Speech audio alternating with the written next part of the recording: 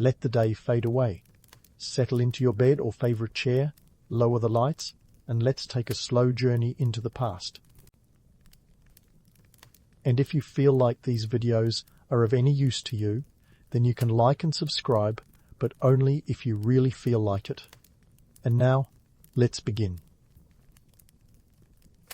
You awaken to the familiar cacophony of 12th century London, the bray of donkeys, the clatter of wooden wheels over cobblestones, and, ah yes, the unmistakable aroma of the communal latrine mingling with the baker's fresh bread. It's a sensory overload that could rival any modern urban jungle, yet here you are, ready to tackle the day as one of the city's esteemed, albeit slightly misunderstood, doctors. As you step onto the cobbled streets, your first challenge is a game of dodge the chamber pot. Who needs coffee when a sudden deluge from above can jolt you into full alertness? The sanitation situation here is, let's say, suboptimal. In fact, disease-ridden might be a better descriptor. But don't let that put you off your breakfast.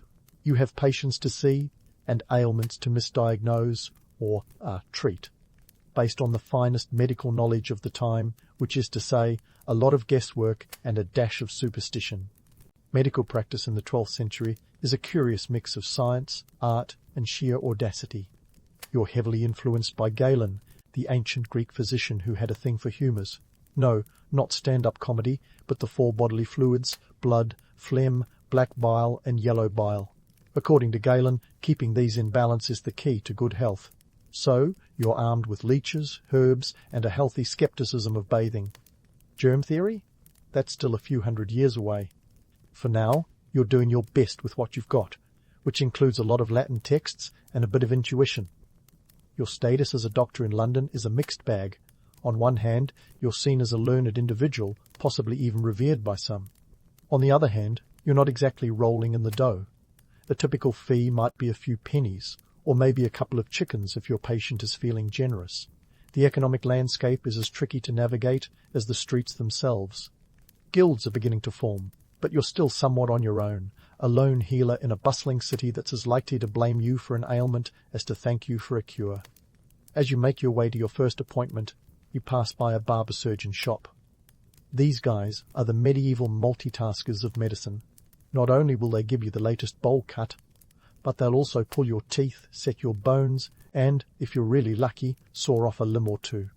The barber pole, with its red and white stripes, is a nod to the bloodletting and bandages of their trade. It's a bit of a horror show by modern standards, but back then it was cutting-edge stuff, pun intended. The streets are alive with the chatter of merchants, the clamour of craftsmen, and the occasional shout from a street hawker peddling everything from fresh fish to dubious relics.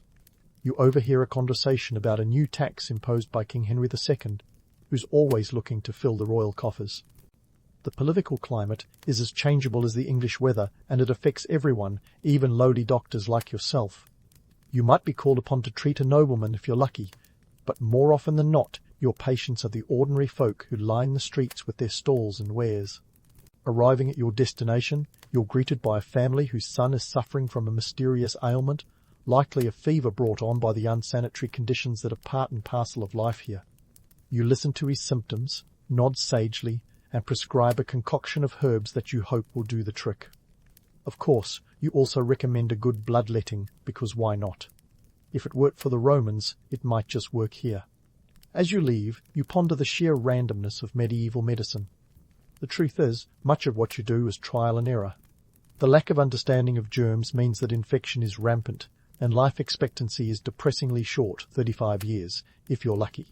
Yet, somehow, society chugs along, fueled by faith, folklore, and a bit of fortitude. You can't help but chuckle at the absurdity of it all, knowing that future generations will probably look back at your practices with a mix of horror and fascination.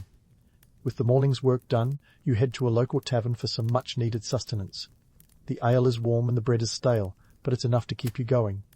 Here, surrounded by the buzz of conversation and the warmth of the hearth, you reflect on your place in this medieval tapestry. You're part healer, part magician, and part charlatan, trying to make sense of a world that's as unpredictable as it is fascinating. And while the path forward is uncertain, one thing's for sure: tomorrow will bring another day of dodging chamber pots and dispensing dubious cures.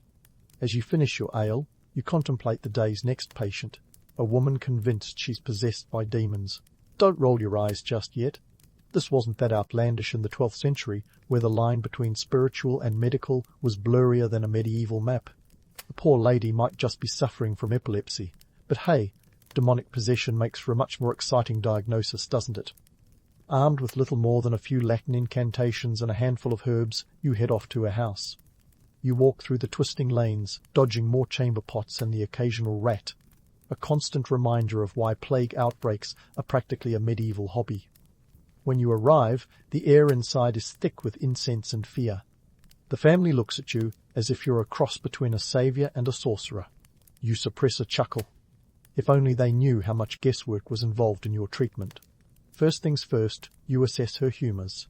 Is it an excess of black bile making her melancholic, or perhaps too much yellow bile, stirring her into a fiery frenzy? With no MRI machines to guide you, you rely on the time-honoured tradition of asking a few questions and pretending you understood the answers. Then, it's time for some herbal remedies. Valerian root might do the trick, and at just a few pence per dose, it's a steal compared to the cost of, say, a new pair of shoes. About 12 pence if you're curious. But what about bloodletting? Ah, yes, the medieval equivalent of turning your computer off and back on again. Out come the leeches, those little freeloaders of the medical world. You place them strategically, hoping they'll suck out the bad humours and leave her feeling more herself, or at least less possessed. It's a therapy that would make modern doctors cringe, yet here it's the gold standard. Now, let's pause for a moment of historical levity. The notion of bad humours might sound ridiculous now, but remember, these were centuries when bathing was seen as a risky endeavour. People genuinely thought water could weaken the body and open you up to all sorts of ailments. Who needs soap when you've got superstition? Satisfied with your work, you pocket your fee, a mix of shillings and a brace of eggs, because currency wasn't always about coins.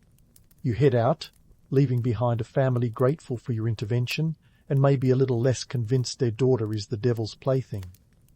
Next on your list is a merchant complaining of a persistent cough.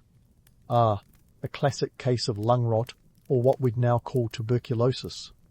The merchant's shop is filled with the smell of spices, a reminder that medieval London was already a bustling trade hub.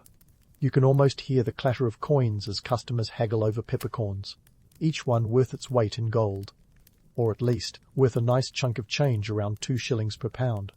As you consider the merchant's symptoms, you prescribe a syrup made from licorice root. It won't cure his cough, but it might soothe it long enough for him to sell a few more pounds of cinnamon. What's fascinating is that this merchant, like many others, has seen a fair bit of the world. He talks of ships from the Mediterranean bringing exotic goods, and you realize just how interconnected medieval societies were, even if public health was still something of a tragic comedy.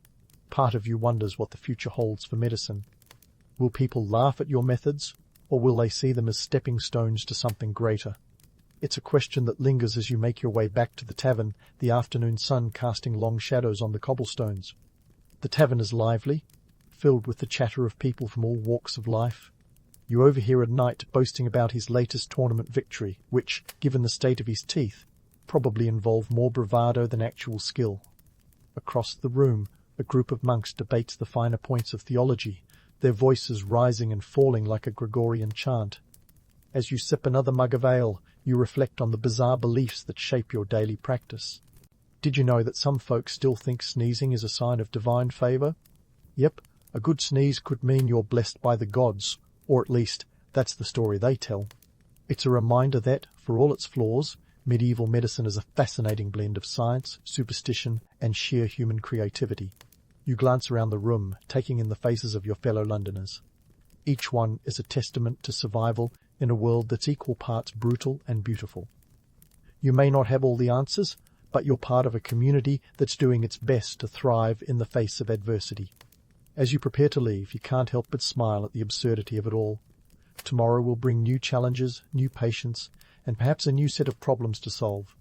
But for now, you're content to bask in the warmth of the tavern, the camaraderie of your neighbours, and the knowledge that, while medieval medicine is far from perfect, it's yours to practice and improve, one day at a time. As you finally step out of the tavern, wiping the last drops of ale from your lips, the bustling energy of midday London hits you like a runaway cart. The cobbled streets are a cacophony of life, with market stalls sprawling out like medieval strip malls. This is the heart of London's commerce, where the scent of exotic spices mingles with the sweat of the crowd. Think of it as the medieval version of a farmer's market, but with a few more pigs wandering about. Your destination? The local apothecary. It's a treasure trove of the weird and wonderful, a place where the old world meets the new in a fragrant assault on your senses. Here, dried herbs hang like dusty dream catchers, and the air is thick with the aromas of cinnamon, ginger, and cardamom, each spice telling a story of distant lands and perilous journeys. If only you had the time to sit these spices down for a good old chat. Trade routes, the medieval equivalent of the information superhighway, have turned London into a thriving hub of commerce. Spices and herbs are the rock stars of the apothecary world, and their journey to your shelves is a tale of epic proportions. Picture this: cinnamon sticks that travelled over 8,000 miles from Sri Lanka, or peppercorns from the Malabar coast in India, a journey of some 6,000 miles. It's like the Spice Girls world tour, but with more pirates and fewer catchy tunes. The economics of this trade are fascinating. Take pepper, for example. In the 12th century, it was worth more than gold. A pound of pepper could cost you around 2 shillings. Compare that to a labourer's daily wage of roughly 1 penny, and you'll start to see why it was called black gold. It's no wonder that medieval merchants were willing to risk life and limb to bring these precious goods back to England.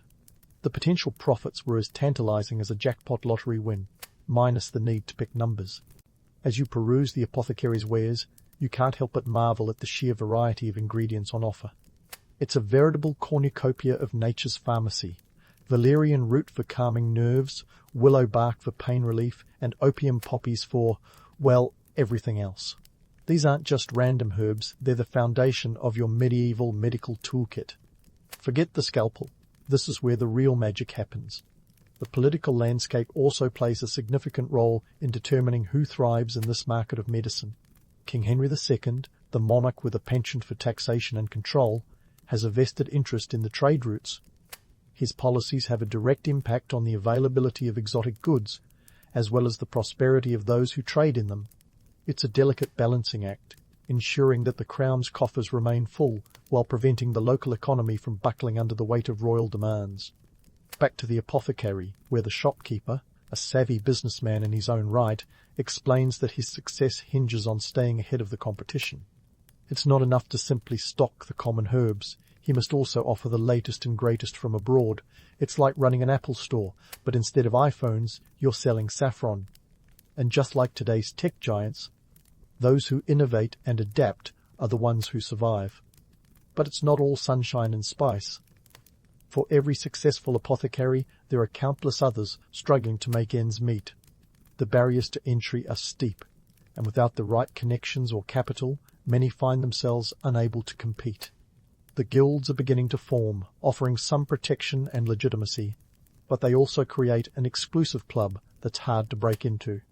It's a medieval version of a startup scene, complete with gatekeepers and a steep learning curve. As you leave the apothecary, clutching your newly acquired herbs like a kid with a bag of Halloween candy, you can't help but reflect on the sheer complexity of it all. The trade routes, the economics, the politics. It's a tangled web that has far-reaching implications for your practice as a doctor. Each ingredient tells a story, not just of geography and commerce, but of the people who risked everything to bring them to your doorstep. Your thoughts are interrupted by the clamour of the market, a reminder that life in medieval London is nothing if not dynamic. The street performers are out in force, juggling knives and swallowing fire to the delight of the gathered crowd. It's a spectacle that rivals any modern street fair, and you can't help but smile at the absurdity of it all. As you navigate the throng, you overhear snippets of conversation tales of distant lands and exotic adventures that fuel the imaginations of those who will never leave the city's walls. It's a reminder that, for all its harsh realities, the medieval world is also one of wonder and possibility. A place where the mundane and the magical exist side by side, and where a simple spice can hold the key to a healthier life or a profitable business. In the coming days, you'll have ample opportunity to test the efficacy of your new acquisitions.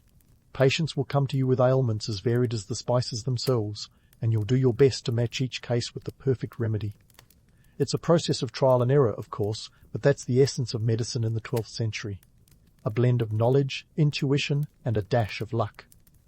As the sun begins its slow descent, casting a golden hue over the city, you take a moment to appreciate the world you're a part of. It's a world of contradictions, of beauty and brutality, of science and superstition. But it's your world, and you wouldn't trade it for all the pepper in India. The future may be uncertain, but for now, you're content to continue your journey, one patient and one spice at a time. As the sun dips lower, painting the city in hues of nostalgia, you shift your focus from the bustling marketplace to the more tranquil setting of a monastery hospital. Ah, the monastery, where the scent of sanctity mingles with the pungent aroma of poultices. You're about to step into a realm where faith and medicine dance a curious waltz, each trying not to step on the other's toes. Picture this. A haven of healing nestled within stone walls, where monks in simple robes shuffle about with a mix of reverence and urgency. These men of God are also the guardians of the sick and the suffering, armed with prayer books in one hand and herbal remedies in the other. It's a place that could easily evoke a sense of medieval romance, yet the reality is as gritty as the gravel paths leading to the cloisters. The monks here are the real deal. No, not the kung fu fighting variety, but the kind who spend their days brewing concoctions that could make a modern pharmacist raise an eyebrow. The monastic hospital is the medieval answer to universal health care, albeit with a twist. Treatment is free, but expect a few Hail Marys thrown in for good measure. It's a system that works if you don't mind your medicine being seasoned with a side of divinity. Let's unravel the romance. Monastic medicine is often romanticized as a beacon of medieval enlightenment. Monks as the noble saviours armed with ancient wisdom. In reality, the care provided here is rudimentary at best. The herbal gardens are well tended, true, but the knowledge of what each plant does is a patchwork of trial, error, and a hefty dose of faith. You won't find any diplomas on these walls, but you will find a lot of crucifixes. The monks rely heavily on a mix of Galenic medicine and divine intervention. Galen, the ancient Greek physician we love to blame for medieval medicine's obsession with bodily fluids, would feel right at home here. The monks believe in balancing the humours, blood, phlegm, black bile, and yellow bile, by using plants like sage for its supposed purifying qualities and chamomile for its calming effect. It's not exactly cutting-edge science, but hey, it's better than nothing when the Grim Reaper is practically a regular visitor. A typical day in the monastery hospital involves a blend of practical care and spiritual solace. The monks tend to wounds with salves made from comfrey and yarrow, plants that cost them not a penny but hours of labour in the garden. They chant prayers over the sick, hoping to heal both body and soul in one go. It's a holistic approach that might make a modern-day health guru nod approvingly, though the lack of antibiotics would likely send them running for the hills. But let's not forget the elephant in the room, or rather, the saint. The belief in the healing power of relics is strong here, with pilgrims flocking to the monastery with hopes that a touch of a saint's bone might cure what ails them. It's like a medieval version of a miracle cure, with less FDA approval and more incense. The economic impact of this belief is significant. Relics draw the faithful and their donations, filling the monastery's coffers even as they empty the pilgrims' purses. Faith fills the gaps where medical knowledge falters.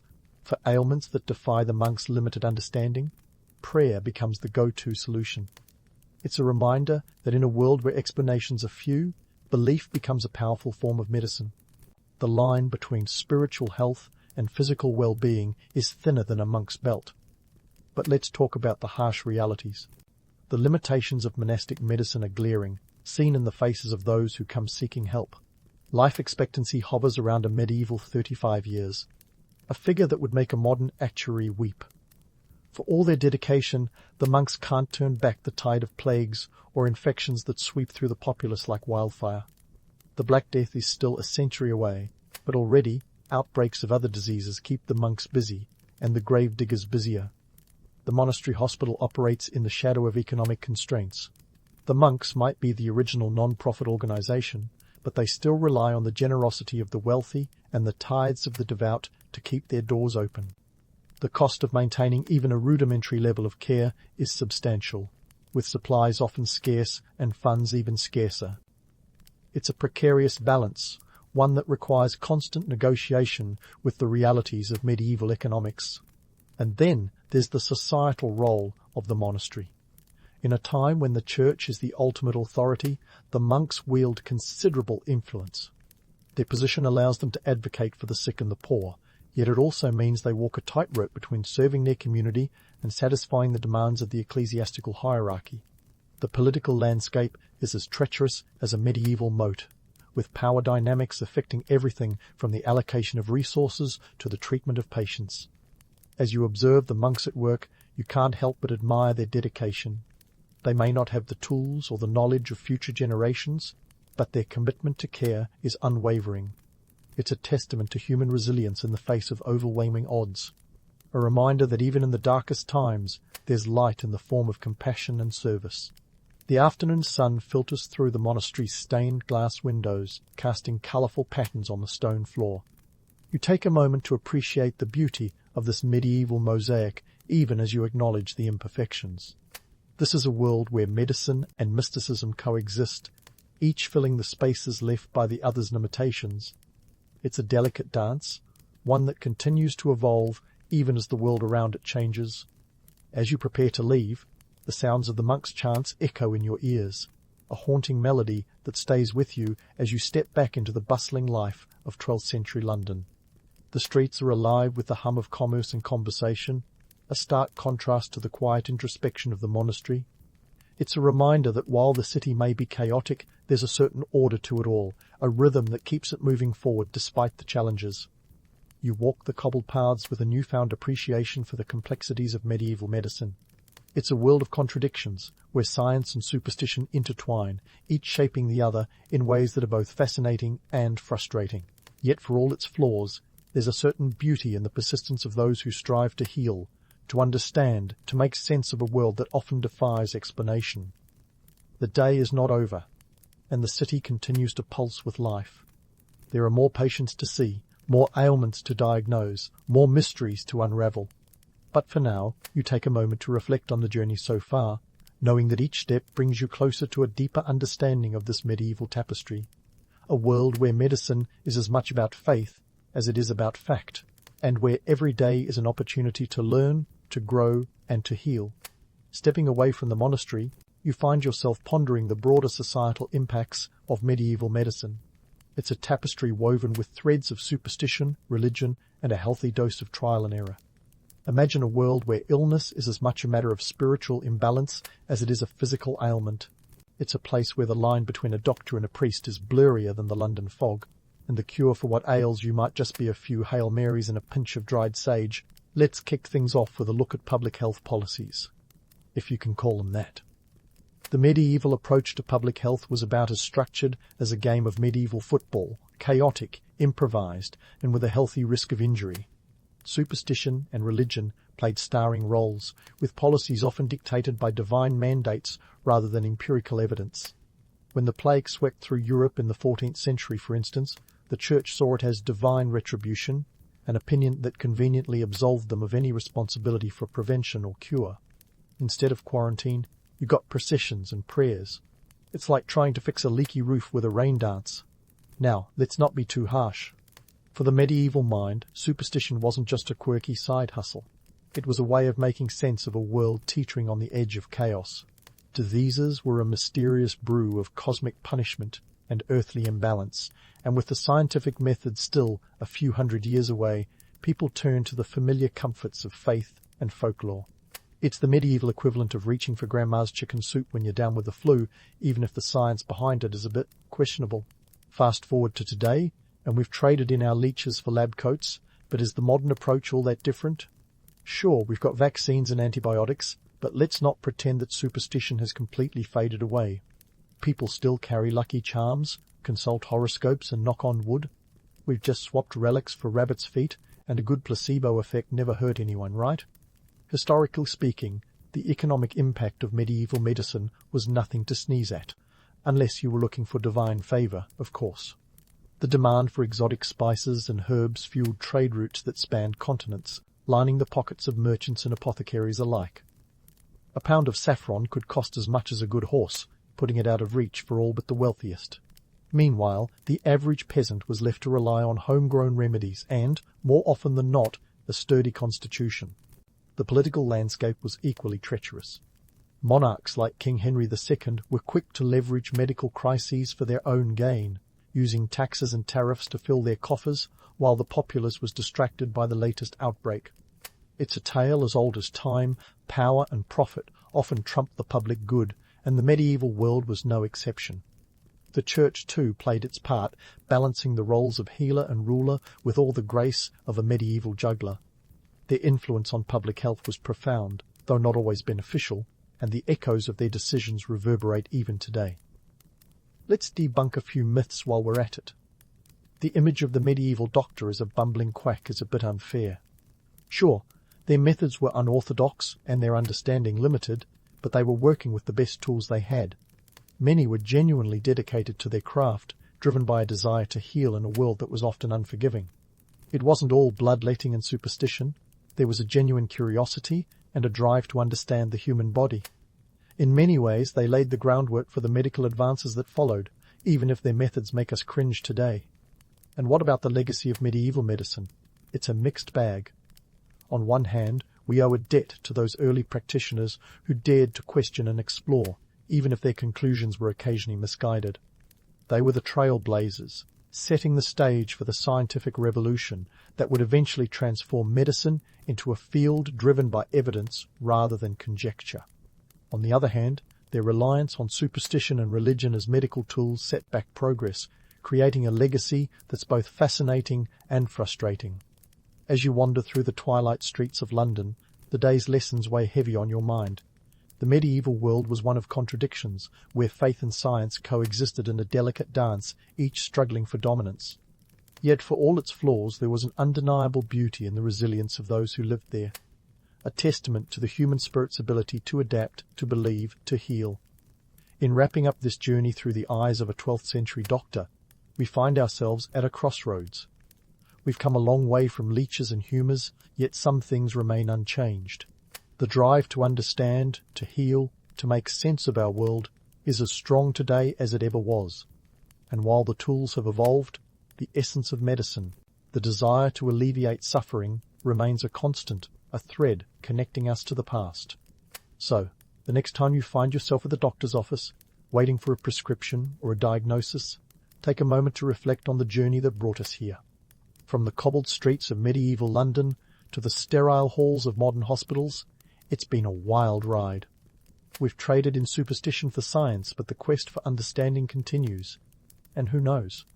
Maybe one day, future generations will look back at our practices with a mix of horror and fascination, just as we do with those medieval healers. After all, history has a funny way of repeating itself, doesn't it? And with that, dear listener, our day in the life of a medieval doctor draws to a close. As you drift off to sleep, dreaming of herbal gardens and bustling apothecaries, remember, the past is never as far away as it seems. It's there in every breath we take, every step we make, a reminder of where we've been and where we're going. Sweet dreams, and may your humours always be in balance. In the early 19th century, the world welcomed a child into a family that could have filled the pages of a Victorian soap opera. Ada Lovelace, born in December 1815, was the offspring of a mismatched pair, the flamboyant and scandalous poet Lord Byron and the prim, mathematically inclined Annabella Milbanke. If reality TV had existed, their household would have been a ratings bonanza. Byron, the bad boy of romantic poetry, was less a father figure and more a headline generator, while Annabella was determined to raise a daughter immune to Byron's brand of emotional chaos. It's like they were the original odd couple, where mathematics met iambic pentameter and sparks flew, mostly in the form of Annabella's sharp critiques of Byron's lifestyle. The marriage between Byron and Annabella was about as stable as a house of cards in a windstorm. It lasted just over a year, 54 weeks to be precise, before Annabella fled their home, taking 1-month-old Ada with her. She left Byron, who was perhaps more suited to the company of his muse than the demands of fatherhood, to his poetic brooding. Annabella, however, was not one to brood. She had a plan, and it involved numbers, not verses. In her mind, being raised on a diet of logic and reason was the antidote to the madness she saw in Byron's poetic soul. It was a bit like today's parents trying to steer their kids away from reality TV by enrolling them in STEM camps. Annabella, or the Princess of Parallelograms, as Byron affectionately called her, a nickname dripping with both endearment and irony, was determined that Ada's mind would be fortified with the cold, hard facts of mathematics. Annabella's strategy was to inoculate Ada against the perceived insanity she believed was a genetic gift from Byron. Forget fairy tales and poetry recitals. Ada's bedtime stories were more likely to involve algebraic equations and geometry puzzles. It was not your typical Victorian girlhood, but then again, Ada was not destined for typical anything. Growing up under Annabella's strict regime, Ada's education was intense and relentless. Tutors were hired to teach her everything from mathematics to music, but always with an analytical twist. The idea was to build a fortress of logic within Ada's mind. Her mother's mission was clear. Ada would not inherit Byron's penchant for dramatic flair and emotional turbulence. Little did Annabella know that while she kept Ada's mind safely rooted in numbers, she was also cultivating the very skills that would one day allow Ada to soar in realms of thought not yet imagined. The Victorian era was a time when women were expected to know their lace from their lawn bowling, not their logarithms from their algorithms. But Ada was different. Under her mother's watchful eye, she was crafting a mind that would later decode the complexities of Charles Babbage's analytical engine, laying down the conceptual foundations for what we now call computer programming. It's as if Annabella's anti-poetry vaccine inadvertently made Ada immune to the era's gender norms as well. Despite Annabella's best efforts, Ada had inherited some of her father's traits, a vivid imagination and a flair for the dramatic, though she applied them in the realms of science and technology rather than romantic verse. As a teenager, Ada devised fanciful flying machines, sketching designs that combined her love of mathematics with her imaginative spirit. Think early aviation meets steampunk chic. While these inventions never took off, literally or metaphorically, they showcased a mind that was more interested in what could be rather than what was. Ada's upbringing was a curious cocktail of Victorian drama and Enlightenment thinking. She grew up in a world where her father's reputation cast a long shadow, a shadow Annabella was determined to keep at bay with the light of reason. This was the delicate dance of Ada's early years, a tightrope walk between the romantic chaos of Byron and the ordered logic of Annabella. It's a wonder Ada didn't end up as a character in one of her father's poems. Or perhaps she did, in a way, by writing her own story in the annals of history. As young Ada navigated her unique childhood, she was unwittingly preparing for her future role as a pioneer in computing. While her father's name would forever be associated with wild romantic escapades and scandalous verses, Ada's would eventually be linked to the cool, calculated world of early computer science. In a twist of fate, the very madness Annabella sought to avoid became the fertile ground from which Ada's groundbreaking ideas would grow. The irony would not have been lost on Byron, who might have appreciated the poetic justice of it all, as Ada emerged as a woman who could blend poetry with programming, imagination with innovation. And so, against this backdrop of Victorian melodrama and Enlightenment ideals, Ada Lovelace sashayed her way into the annals of scientific history. Fast forward to 1833, when Ada, just 17 years old and already a formidable intellect, met Charles Babbage at a soiree that was less about polite society chatter and more about the intellectual fireworks that would redefine the future. Picture this: a young woman at the cusp of adulthood, stepping into a room filled with the era's brightest minds, ready to challenge the status quo, and possibly even take it apart and rebuild it from scratch. Enter Charles Babbage, the man with a mind as sharp as a guillotine and a penchant for mechanical marvels. His difference engine was the talk of the town, a contraption that could, in theory, automate mathematical calculations and save countless hours of human error-prone labor. It was the 19th century equivalent of the iPhone launch. Babbage was the Steve Jobs of Victorian England, minus the black turtleneck but with a lot more waistcoat.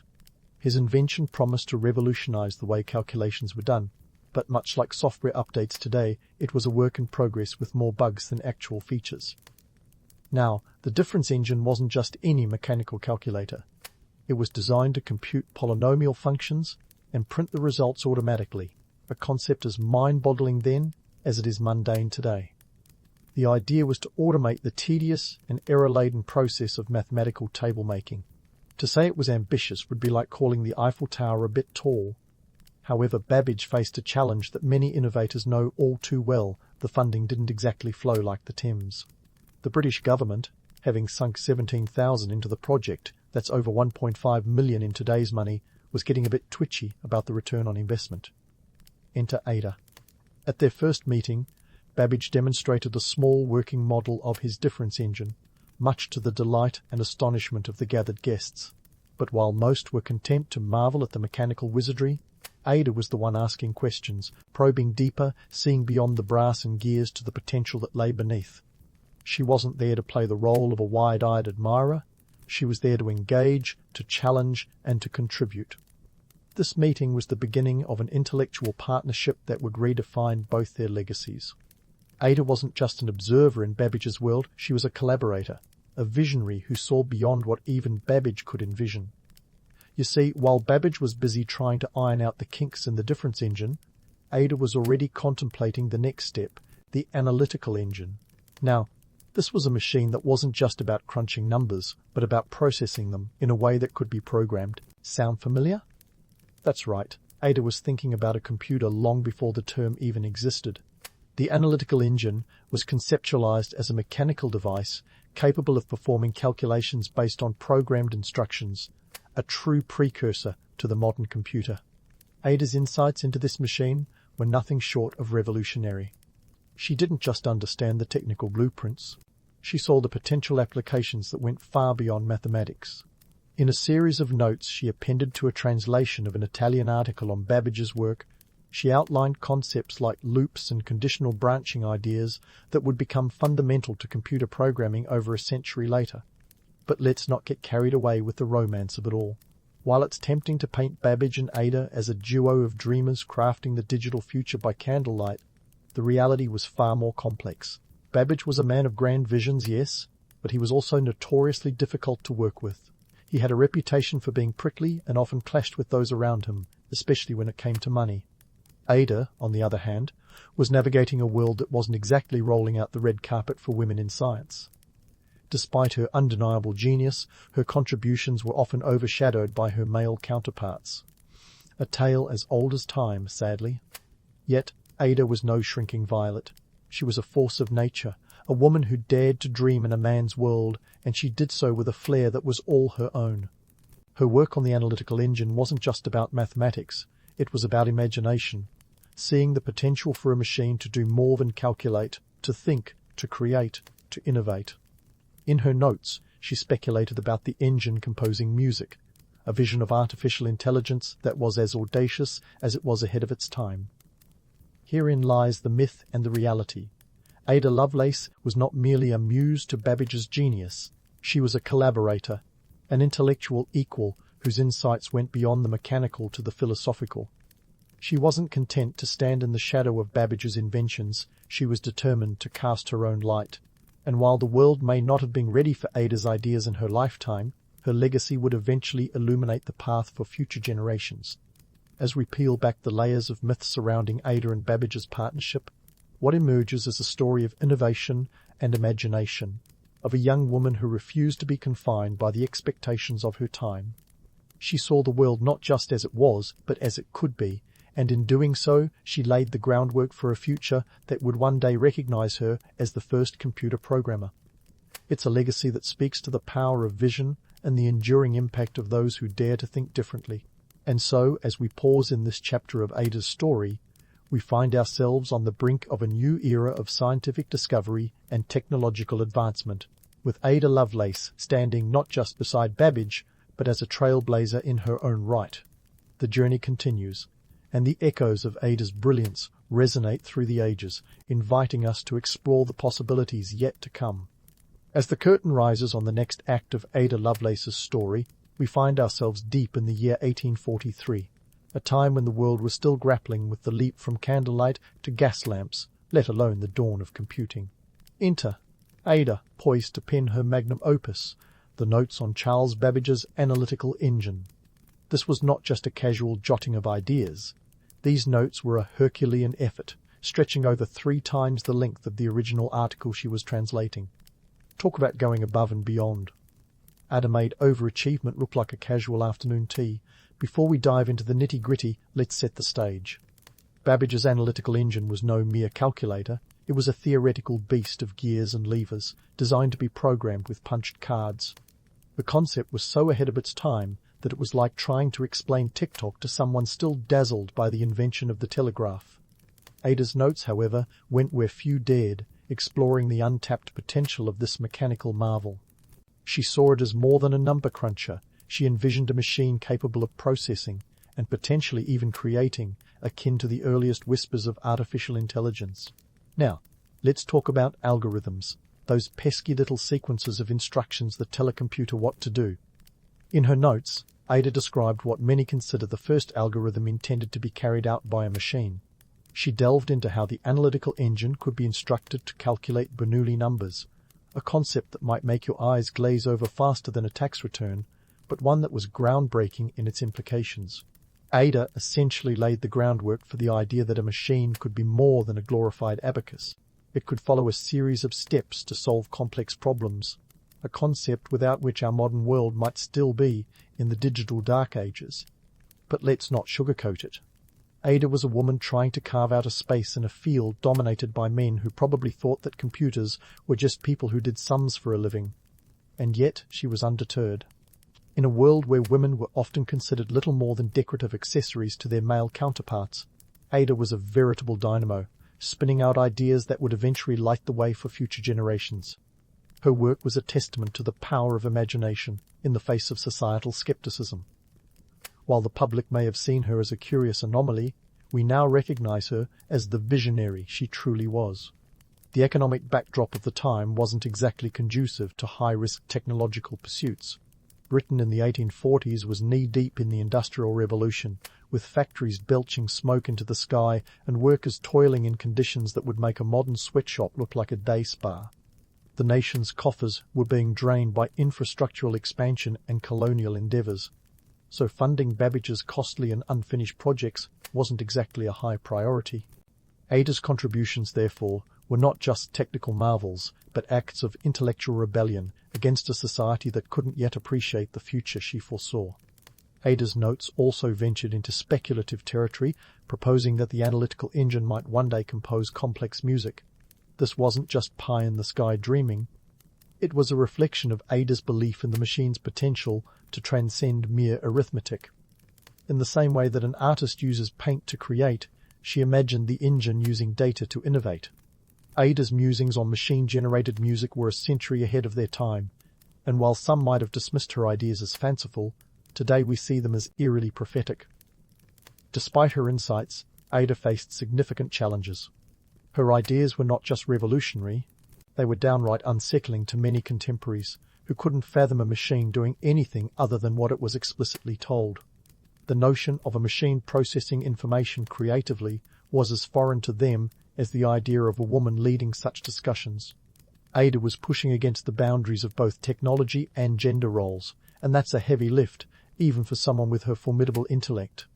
It's also worth noting the personal struggles Ada faced. She dealt with chronic health issues throughout her life, including bouts of illness that would sideline her work.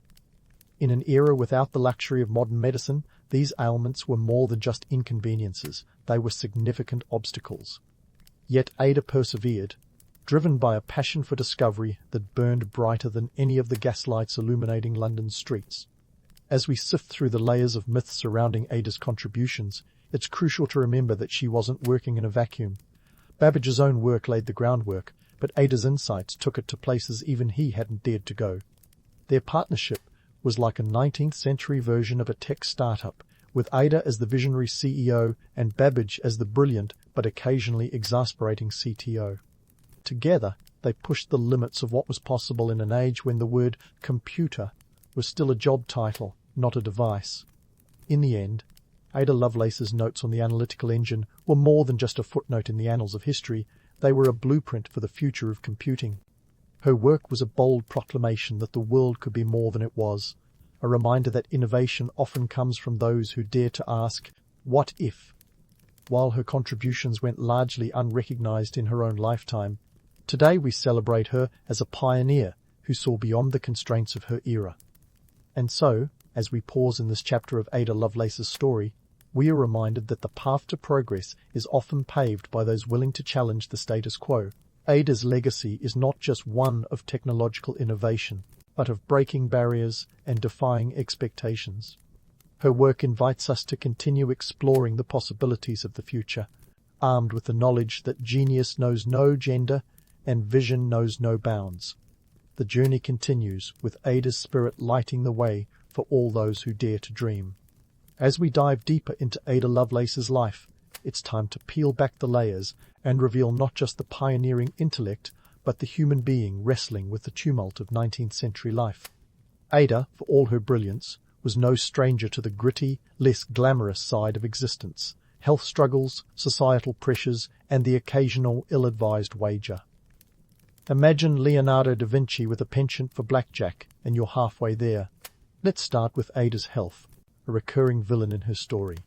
Born into a world where modern medicine was an oxymoron, Ada battled numerous ailments from an early age. Her health was as unpredictable as a Victorian weather forecast, with migraines, digestive issues, and what might now be diagnosed as anxiety frequently sidelining her work. In 1837, a bout of measles left her temporarily paralyzed, a grim reminder that even geniuses aren't invincible. Yet, despite these challenges, Ada's mind was as active as ever, a testament to her tenacity and perhaps a stubborn refusal to let her body dictate her contributions to science. While Ada's health was a formidable opponent, societal expectations were an equally daunting adversary. The Victorian era was not exactly a bastion of gender equality, and Ada was swimming against a cultural tide that preferred its women silent and decorative. Picture a time when women were expected to be as seen and not heard as the Queen's china collection. Ada, however, was never one to sit quietly in the corner. Her correspondence with Charles Babbage and other intellectuals was a lifeline to the world of ideas, a realm where her gender mattered less than her insights.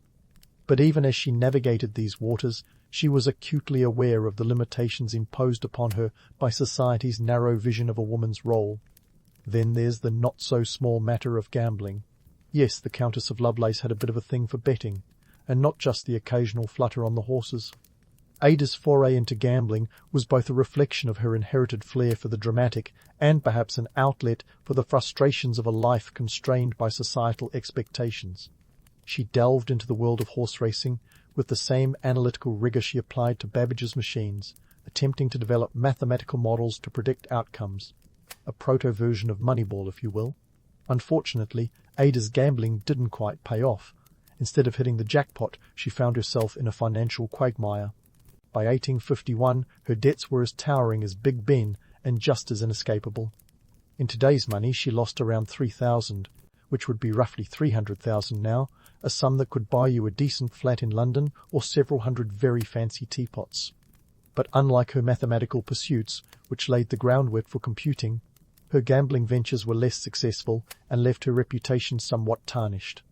Now, let's talk about cancer, the final and most relentless foe Ada would face. Diagnosed with uterine cancer in 1851, her final years were marked by intense pain and suffering, exacerbated by the dubious medical practices of the time. Remember, this was an era when doctors prescribed leeches and mercury like they were handing out aspirin. In the grip of her illness, Ada's once vibrant social and intellectual life dimmed, and she became increasingly isolated. Her mother, Annabella, took control of her care, a reunion that was fraught with tension but also a poignant full-circle moment in their complex relationship. Yet even in the face of such adversity, Ada's spirit remained unbroken. She continued to correspond with Babbage and others, her mind as sharp as ever despite her physical decline. Her final months were spent reflecting on her life's work and its implications, a testament to her enduring passion for discovery. And while she passed away at the age of 36, her legacy was anything but ephemeral. So, what do we make of this picture of Ada Lovelace, the genius who juggled algorithms and adversity with equal aplomb? She's a reminder that the myth of the infallible genius is just that, a myth. Ada was human, with all the flaws and foibles that entails. Yet, it was precisely this humanity that made her achievements all the more remarkable. She wasn't just a brain in a bonnet, she was a woman who dared to dream and gamble, who faced her demons with dignity and wit. In the end, Ada Lovelace was as complex as the equations she sought to solve, a figure who defies easy categorization. She was a pioneer not just in computing, but in living a life unconfined by the expectations of her time. And as we pause here, on the brink of exploring the final chapters of her story, we're left with the understanding that Ada's legacy is one of both brilliance and bravery, reminding us that history's heroes are often as complex and compelling as the innovations they inspire. The narrative of Ada Lovelace continues, a tale not just of technological triumphs, but of the indomitable human spirit that drives them. And so, as we stand at the crossroads of Ada Lovelace's story, we find ourselves asking, what is the true measure of a legacy? Is it the tangible achievements, the accolades and statues, or is it the whispers of influence that ripple through time? For Ada, it's a bit of both, though, admittedly, the accolades took their sweet time to catch up. Back in 1852, when Ada shuffled off this mortal coil, the world wasn't exactly beating down the door to immortalize her contributions.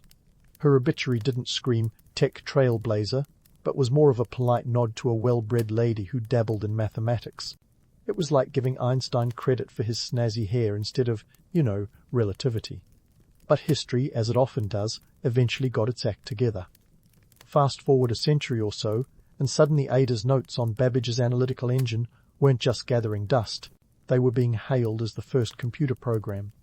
The very algorithm she penned became the blueprint for the computers that would reshape our world. It's like if Da Vinci's doodles were finally recognized as the precursor to the helicopter, except Ada didn't just sketch, she wrote the manual. Her insights into the potential of computing were nothing short of prophetic. She envisioned machines that could do more than just add and subtract, and her musings on computers composing music sound almost eerily predictive of modern AI. Imagine telling Ada in the 1800s that not only would computers one day compose symphonies, but they'd also suggest the next song in your playlist based on your listening history. It's like she saw the future and decided it needed a soundtrack. Ada's story challenges the traditional narratives of women in science with the subtlety of a bull in a china shop. Her life was a rebuttal to the notion that the scientific world was a boys' club, a place where women could only peek through the keyhole but never enter. She didn't just enter, she kicked the door wide open, then left it ajar for future generations.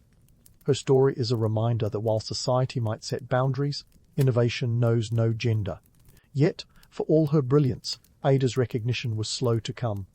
It wasn't until the 1950s and 60s, during the dawn of the digital age, that her work began to receive the attention it deserved.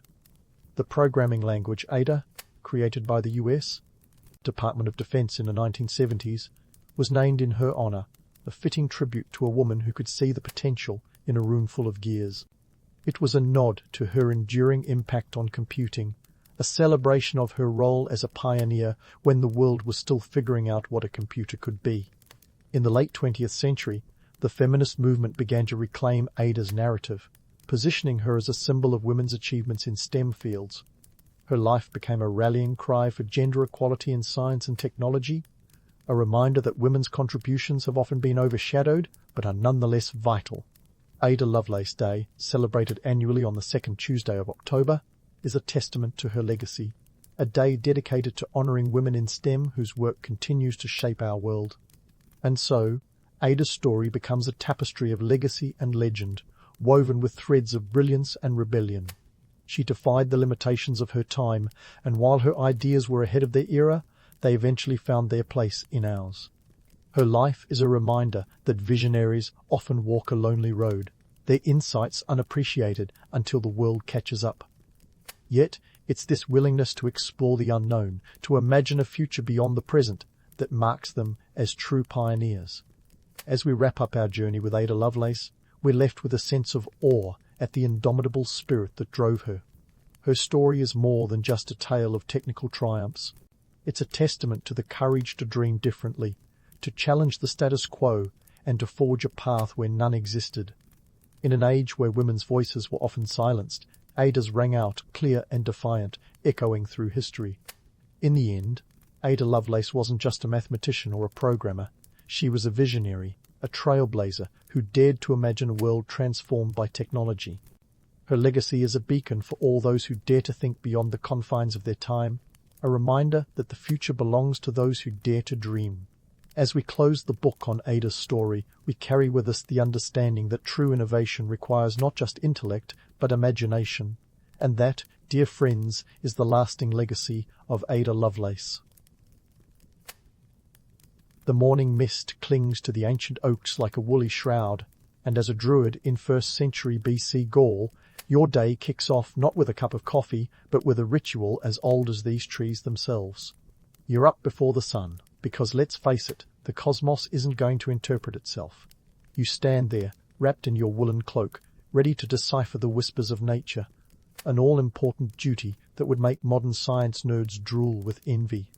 Now, before you start thinking you're just a mystical tree hugger, let's set the record straight. Druids, like you, are the intellectual heavyweights of Gallic society. You didn't just wake up one day and decide to become a druid after a few online courses. No, you've slogged through a 20-year education marathon. That's right, 2 decades of soaking in knowledge like a sponge in the bath. Your brain is a treasure trove of astronomy, law, and natural sciences, topics that would make even the most seasoned academic blush. You're a walking encyclopedia in a world where books are a luxury. You're not just a spiritual guide, you're the legal system's backbone, the go-to advisor when tribal chiefs are scratching their heads.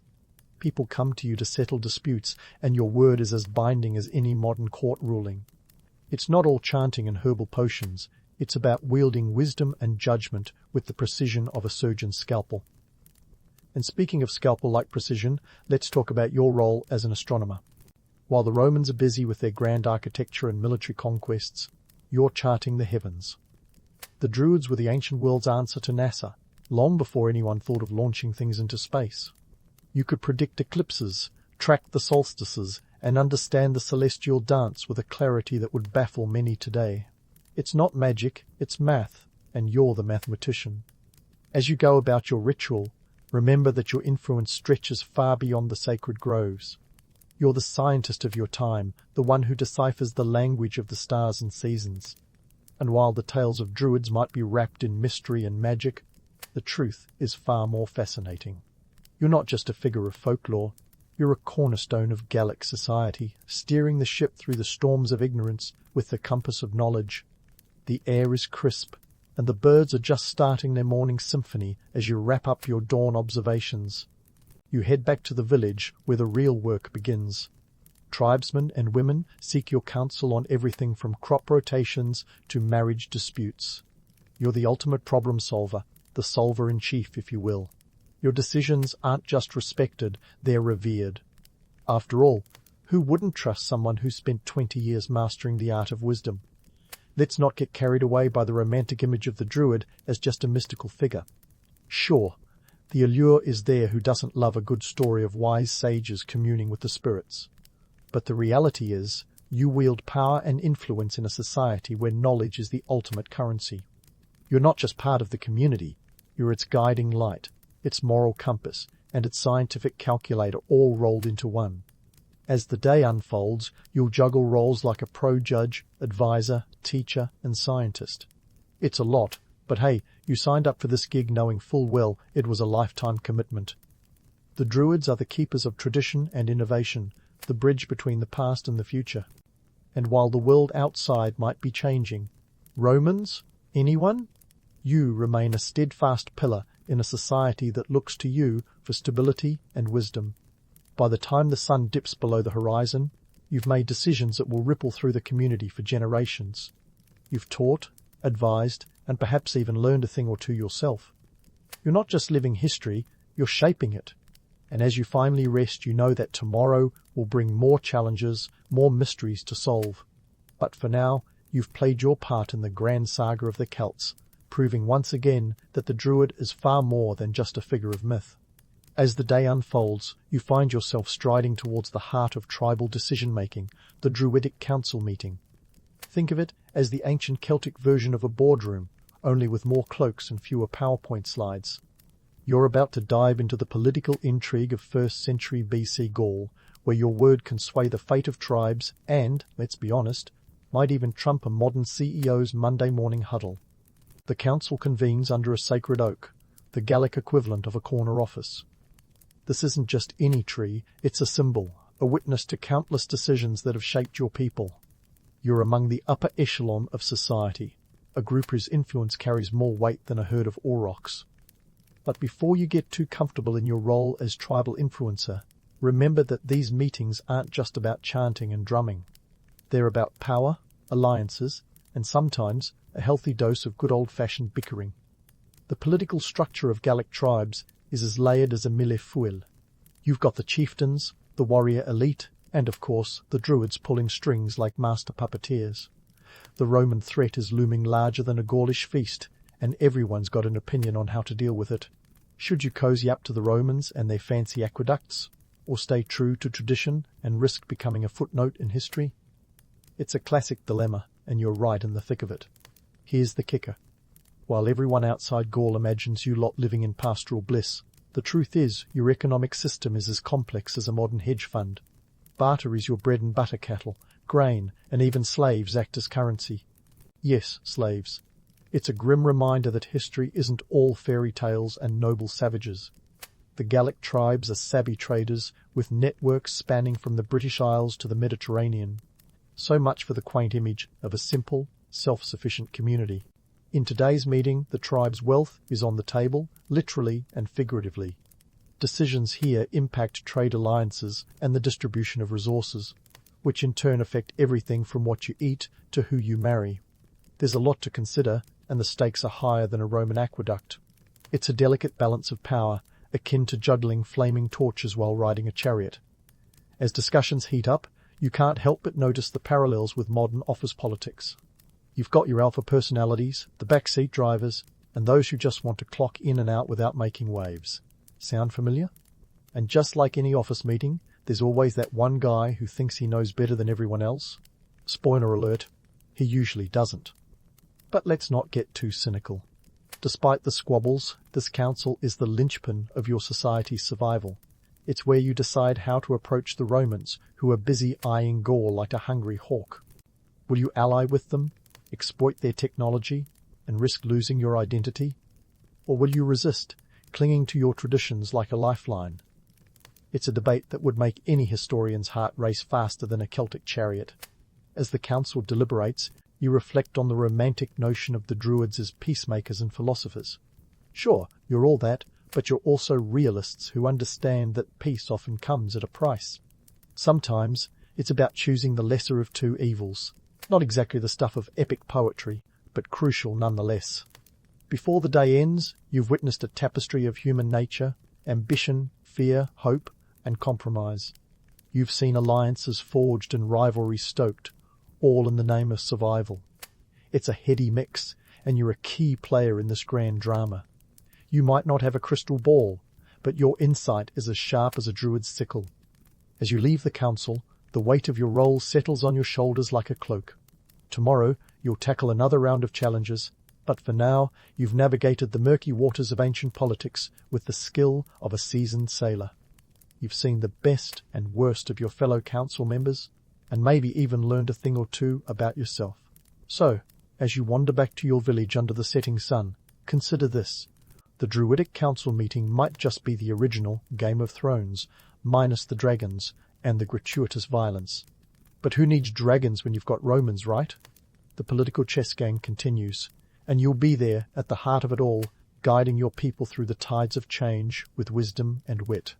Tomorrow is a new day, with new challenges to tackle and new myths to bust. Until then, rest easy, knowing you've played your part in keeping the Celtic flame alive. As you wander back to your village under the setting sun, consider this. The Druidic council meeting might just be the original Game of Thrones, minus the dragons and the gratuitous violence. But who needs dragons when you've got Romans, right? The political chess game continues, and you'll be there at the heart of it all, guiding your people through the tides of change with wisdom and wit. Tomorrow is a new day, with new challenges to tackle and new myths to bust. Until then, rest easy, knowing you've played your part in keeping the Celtic flame alive. And here we are, standing at the threshold of the afternoon, where the pace of the day shifts from fierce debate to the enigmatic rituals among the sacred groves. It's time to dive into the mystical world of midday ceremonies, where nature's theatre is your stage, and every leaf and branch whispers ancient secrets. Let's debunk some myths while we're at it, shall we? First up, the sacred groves. Picture a natural cathedral, where sunlight filters through the canopy like a divine spotlight.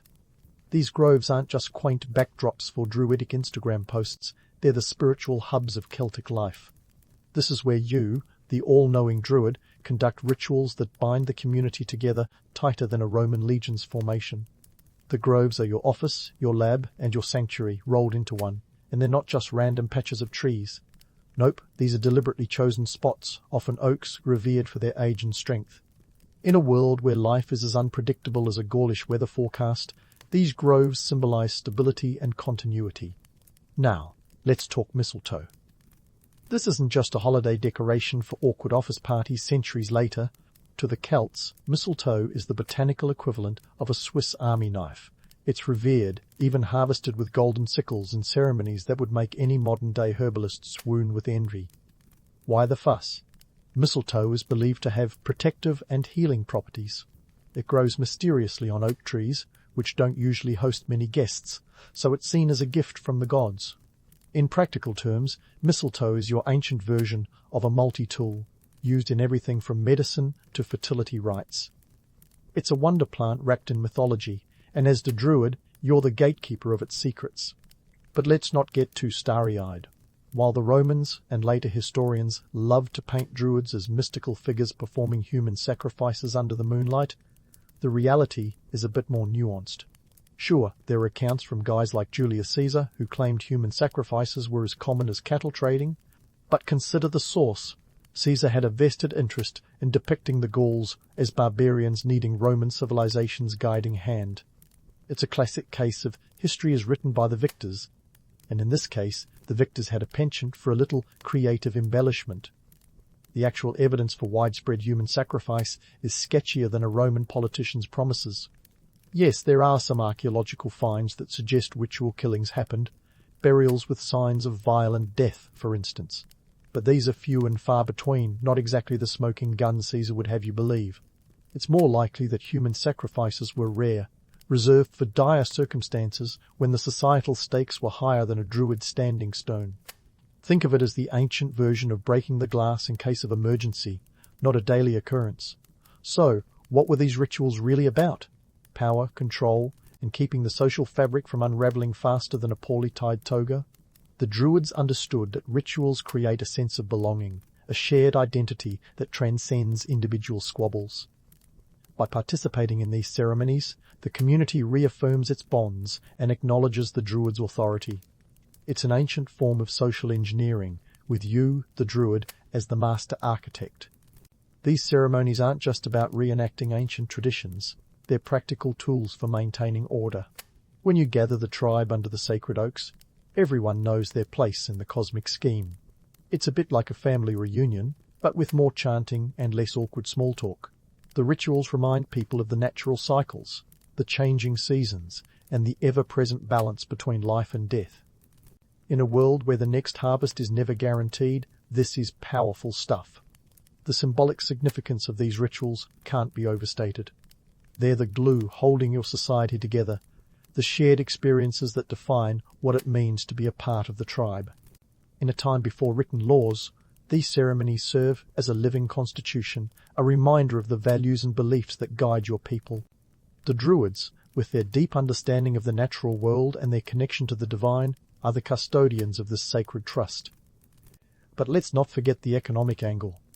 These rituals are also about resource management. The sacred groves and the rituals performed within them help legitimize your control over the land. By conducting ceremonies here, you reinforce the idea that the Druids have a special relationship with the natural world, which in turn supports your authority over agricultural practices. It's a savvy way of ensuring that the tribe respects the land and its resources, an early form of environmental consciousness with a spiritual twist. So, as you stand among the trees, chanting and waving your mistletoe-laden sickle, remember that you're not just going through the motions. You're weaving a complex tapestry of belief, power, and societal cohesion. The myths and legends surrounding your rituals may be exaggerated, but they serve a purpose, capturing the imagination and reinforcing the idea that you, the Druid, are the linchpin of Celtic society. As the afternoon sun begins its descent, casting long shadows among the ancient oaks, you wrap up the day's ceremonies. You've played your part in maintaining the delicate balance between tradition and progress, between myth and reality. Tomorrow, the cycle begins anew, with new challenges and new myths to explore. But for now, you've done your duty, ensuring that the Celtic flame burns brightly in the hearts of your people. In this world of myths and realities, you've mastered the art of walking the tightrope between the two, wielding knowledge and ritual like a sculptor with clay. You're not just a figure of legend, you're a living, breathing testament to the power of belief and the enduring strength of the human spirit. And as the day draws to a close, you can rest easy, knowing that you've once again played your part in the grand tapestry of history. So, as the sun lowers its gaze, casting a golden hue over the land, you switch gears from mystical rituals to the gritty reality of tribal warfare. Ah, the life of a druid. 1 minute you're in a grove, contemplating the cosmos. The next, you're knee-deep in strategies that would make Sun Tzu nod in approval. You see, while the Romans are busy building roads and rewriting history, you're here, shaping the fate of your people with both intellect and intuition. First things first, let's clear up a common misconception. The Celts aren't the undisciplined rabble that some Roman accounts would have you believe. Julius Caesar, that ever-charming propagandist, liked to portray your people as wild, untamed warriors charging into battle with more enthusiasm than strategy. But let's be real, Caesar had an agenda. After all, what better way to justify your conquests than by painting your enemies as chaotic barbarians? In truth, the Celts are about as organized and strategic as a Roman legion, just with a bit more flair and fewer shiny uniforms. Your role here is multifaceted. As a druid, you're not just a spiritual guide, you're a key player in the art of war.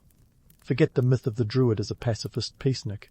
You're a strategist, an advisor to the chieftains, and sometimes, yes, a mediator when tempers flare hotter than a midsummer bonfire. Your insights can turn the tide of battle, which is why the warriors and chieftains hang on your every word like it's gospel. Now, let's talk gear. The Celts might not have the Roman penchant for standardized equipment, but don't let that fool you into thinking they lack sophistication. The warriors come decked out with chainmail that rivals anything the Romans can forge, and their swords, crafted with such precision they'd make a blacksmith weep with pride. These aren't just tools, they're extensions of the warrior's spirit, imbued with both practical and symbolic power. You've got spears that double as javelins, shields that can withstand a battering, and helmets adorned with horns or wings, not for intimidation, but because, well, why not? If you're going to battle, you might as well do it with style. But let's not forget the most important weapon in the Celtic arsenal, the chariot. Picture this, a warrior and a driver careening across the battlefield, a whirlwind of wood and iron. The chariot isn't just a mode of transport, it's an instrument of psychological warfare. It creates chaos, rattles the enemy's nerves, and provides a mobile platform for hurling javelins or engaging in close combat. It's ancient shock and awe, Celtic style. So, what's your role in this organized chaos? You're the master of morale, the keeper of the battle's spiritual dimension. Before the clash of arms, you're there, performing rituals to secure divine favor. You're like a coach giving a pre-game pep talk, but with more chanting and less Gatorade. Your presence reassures the warriors that their cause is just and that the gods are watching with keen interest. It's a morale boost that no amount of Roman discipline can match. But it's not all spiritual mumbo-jumbo. You're also there to offer strategic counsel. You know the lay of the land better than anyone, and your understanding of the natural world can be the difference between victory and defeat. Terrain, weather, the position of the sun, all factors that a seasoned druid like you would consider before advising on a battle plan.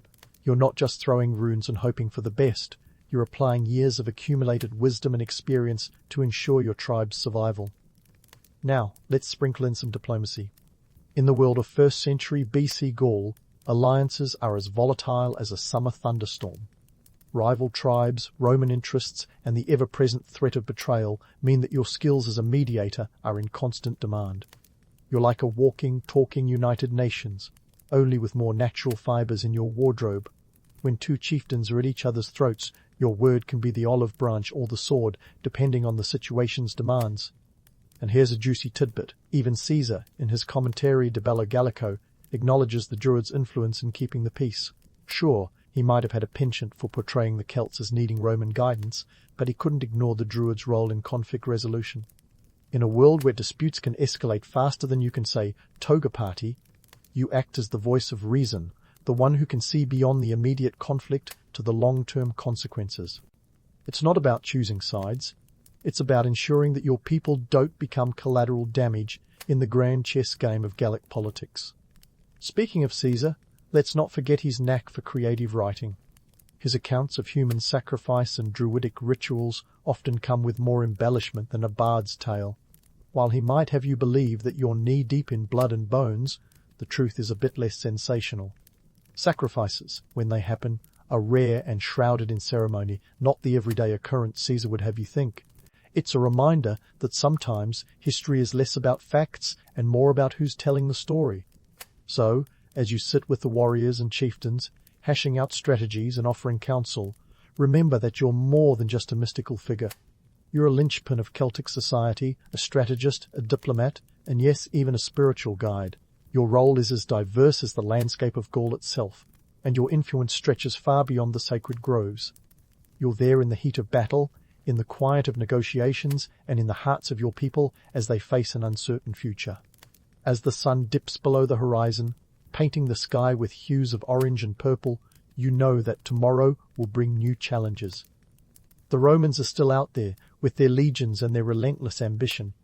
But for now, you've done your part, weaving a tapestry of strategy, faith, and diplomacy that will guide your people through the storms ahead. And who knows? Maybe one day someone will tell your story, and maybe they'll get it right. But for now, it's time to rest, knowing that you've played your part in the grand saga of the Celts, with all its myths, realities, and everything in between. As the sun dips beneath the horizon, painting the sky with fiery hues, you find yourself heading toward the heart of the village where the evening feast awaits. It's the grand finale of a day packed with more drama than a Roman amphitheatre. This isn't just about filling your belly, it's a ritual in its own right, a social tapestry woven with strands of music, storytelling, and shared history. Welcome to the Celtic equivalent of a TED Talk, but with more mead and fewer PowerPoints. Let's set the scene. The aroma of roasted boar drifts through the air, mingling with the earthy scent of freshly baked bread. The villagers gather around the central fire, their faces flickering in the warm glow like characters from a shadow play. This isn't just a meal, it's a communal celebration, a time to reconnect, reflect, and reinforce the bonds that hold your society together like a well-tied toga. And while the Romans are busy perfecting their bread and circuses strategy, you Celts are doing it the old-fashioned way, through song, story, and a generous helping of fermented beverages. Now, here's where the Druids like yourself really shine. You're not just the keepers of celestial secrets and legal lore, you're the guardians of culture, the original rock stars of the storytelling world. Your tales aren't just entertainment, they're the Netflix of the ancient world, binge-worthy sagas passed down through generations, preserving history and teaching moral lessons with a twist of mythological flair. Think of it as history class meets Game of Thrones, but with more accurate endings and fewer plot holes. Music plays a crucial role in the storytelling tradition. The Celts are renowned for their musical prowess, and tonight the air vibrates with the plaintive strains of the lyre and the rhythmic beat of the bodhran. It's a soundtrack that captures the spirit of your people, echoing their triumphs and tragedies. Music isn't just background noise, it's a living, breathing part of your culture, a way to express emotions and tell stories when words alone aren't enough. And let's face it, in a world without Spotify, this is the next best thing. Let's pause for a moment to debunk a popular myth, the image of Druids as grim, stoic figures shrouded in mystery. Sure, the allure of the enigmatic sage is irresistible, but the reality is far more vibrant. You're not just mysterious figures brooding under oak trees. You're community leaders, educators, and yes, even entertainers. You have a knack for weaving tales that captivate and educate, and your presence at the feast is as vital as the food itself. These stories, songs and performances aren't just about preserving cultural identity. They're tools for instilling social norms and values. They're like ancient social media posts, reinforcing ideas of bravery, honor, and community. When you tell the tale of a legendary hero or recite a poem about the changing seasons, you're doing more than entertaining, you're setting the moral compass for your tribe. It's a clever way of ensuring that these ideals endure long after the last note fades into the night. Now, about those Romans. They're not just lurking on the borders with their legions, they're cultural powerhouses, and their influences seeping into every corner of Gaul like wine spilled on a white toga. The Celts, however, are no cultural pushovers. You, as a Druid, play a crucial role in navigating this cultural exchange, ensuring that your traditions remain vibrant even as new ideas trickle in. It's a delicate dance, akin to mingling at a diplomatic banquet where everyone's trying not to step on each other's toes. The Romans are fascinated by the Druids, both wary and intrigued by your knowledge and influence. They might dismiss you as mere barbarians, but deep down they recognize the power of your storytelling, your rituals, and your connection to the divine. It's a grudging respect, a realization that, while they may have architectural marvels and military might, your society has something equally valuable, a rich tapestry of culture and tradition that can't be conquered with swords. And here's a nugget of wisdom. Cultural exchange isn't a one-way street. While the Romans bring their roads, baths, and Latin language, the Celts are influencing them right back with art, music, and stories that capture the imagination. It's a reminder that history is never static. It's a living, breathing entity shaped by the people who live it. The Celts and Romans are locked in a cultural tango, each leaving an indelible mark on the other. As the feast winds down and the fire's embers glow softly, it's time to reflect on the legacy of the Druids. You've journeyed from celestial observations at dawn to the political intrigues of midday, all the way to this evening's cultural celebration. Your role is multifaceted, your influence profound, and your legacy enduring.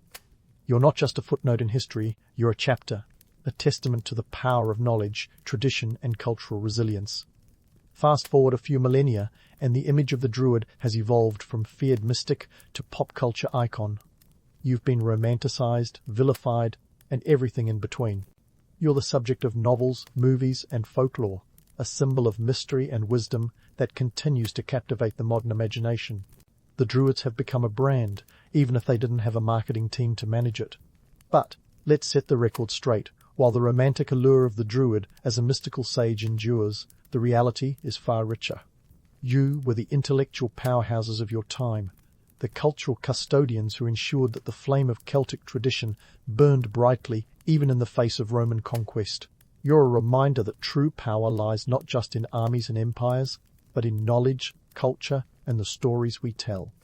As you rise from the feast and look out over your village, you know that tomorrow will bring new challenges. The Romans may march on, but the spirit of the Celts endures, woven into the fabric of history by Druids like you. It's a legacy that echoes through time, a testament to the resilience of culture and the enduring power of the human spirit. So, as the last notes of music fade into the night and the stories linger in the air like the scent of wood smoke, take a moment to savor your place in history. You've played your part in the grand saga of the Celts, keeping the flame of tradition alive in a world of change.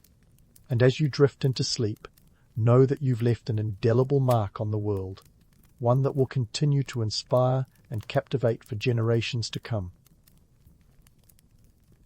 Musa, the 14th century emperor of Mali, didn't just walk into history, he strutted in with gold-encrusted sandals and a flair that would make even the most extravagant of Hollywood's elite blush. Forget about modern billionaires. Musa's wealth was so immense that he could have hired Bill Gates to polish his crown and Warren Buffett to carry his luggage. But how did an empire in West Africa come to house one of the richest individuals in history? Let's dive into the treasure chest that was Mali, a land where gold and salt were literally the currency of conversation. First, a little geography lesson, but don't worry, it's not the kind that puts you to sleep.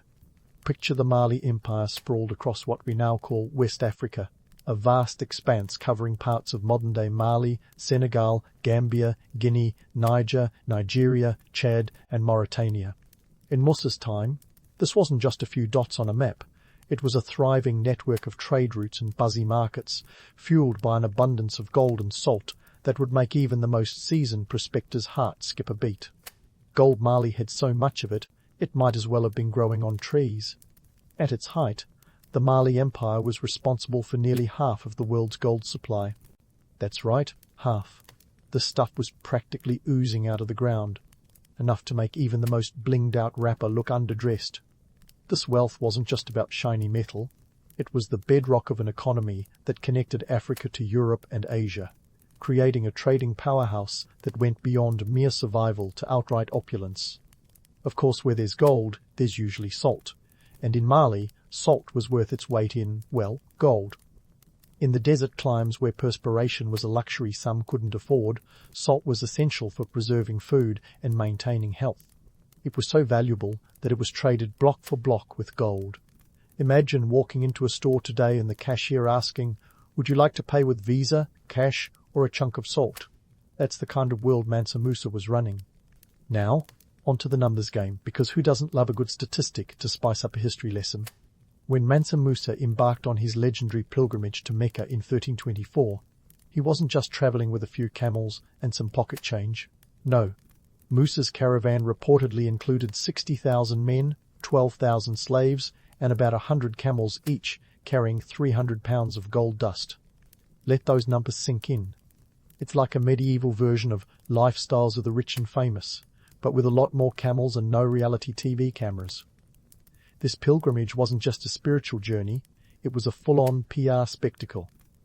Musa's lavish spending along the way, especially in Cairo, was so extravagant that it caused economic inflation in the region, affecting prices for over a decade. The man might have been on a religious quest, but he was also the medieval equivalent of a social media influencer, leaving a trail of jaw-dropped gawkers and financial analysts scrambling to make sense of the chaos. Mansa Musa's journey to Mecca was less about piety and more about flexing the kind of wealth that could launch 1,000 ships, or at least buy them outright. He wasn't just showcasing Mali's riches, he was putting it on the map in a way that even the most ambitious cartographers of the time couldn't ignore. This was economic diplomacy at its finest, with Musa playing the long game, ensuring that traders and scholars would flock to his empire in droves, drawn by the siren song of gold and knowledge. So here we have it, a man whose wealth was legendary, an empire built on the gleaming pillars of gold and salt, and a pilgrimage that left a mark on history as indelible as any hieroglyph. Mansa Musa's Mali wasn't just a footnote in the annals of history, it was a headline, a testament to the power of resources and the impact of one man's vision on the world stage. And this is just the beginning of our journey through the golden age of Mali, where legends were born, myths were made, and the reality was even more astonishing.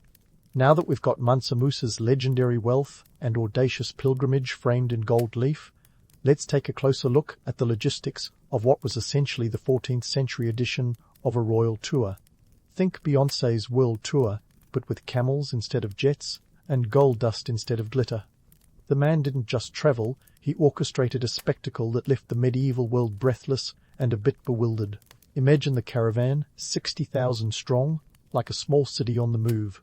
We're talking about enough people to fill a modern-day sports stadium, all marching across the desert sands.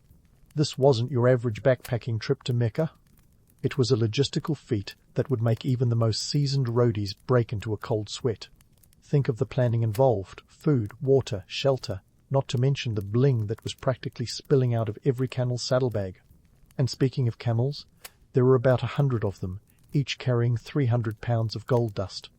That's enough bling to make even the most ostentatious rapper's jaw drop. The sheer scale of this pilgrimage was staggering. It wasn't just a demonstration of piety, it was a declaration of Mali's wealth and influence. Mansa Musa was making a statement, loud and clear. Mali was here, and it was a force to be reckoned with. Forget subtlety. This was economic diplomacy with a capital E, and the ripple effects were seismic. Take Cairo, for instance. When Musa's caravan rolled into town, it was more than just a tourist stop. It was an economic earthquake. His lavish spending spree in the city was so over the top that it triggered a decade-long inflation crisis. Gold poured into the market like water into a leaky boat, devaluing the currency and sending prices soaring. Merchants were both thrilled and terrified, thrilled at the sudden influx of wealth, terrified by the havoc it wreaked on their ledgers. Imagine the chaos in the bazaars, with traders scrambling to adjust their prices and customers clutching their purses a little tighter. Musa's pilgrimage wasn't just a personal journey, it was a geopolitical maneuver that reshaped the economic landscape from Cairo to the Mediterranean.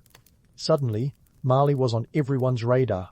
Scholars, traders, and adventurers began to look towards Africa, not just as a place of mystery, but as a land of opportunity. The pilgrimage effectively drew a new map, one where the Mali Empire was a central node in the web of global trade. And let's not forget the human element.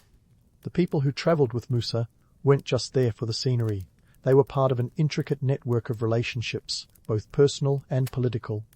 Imagine the conversations, the deals struck under the desert stars, the alliances forged over shared meals and stories of home. This was soft power in action, a subtle dance of influence that would echo through the corridors of history. But let's pause for a moment and consider the myth-making that surrounds Mansa Musa. It's easy to get swept up in the romance of the story, the gold, the grandeur, the vision of an African empire that rivaled the greatest powers of its time. But beneath the glittering surface lies a more complex reality. Musa's wealth was immense, yes, but it was also a double-edged sword. The very gold that fueled his empire's prosperity also made it a target, a tantalizing prize for those who would seek to exploit it. This wasn't just a fairy tale of riches and splendor, it was a cautionary tale of the perils of power.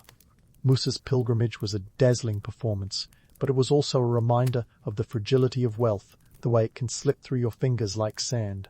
The very act of flaunting his riches sowed the seeds of economic instability, a paradox that would haunt Mali in the years to come.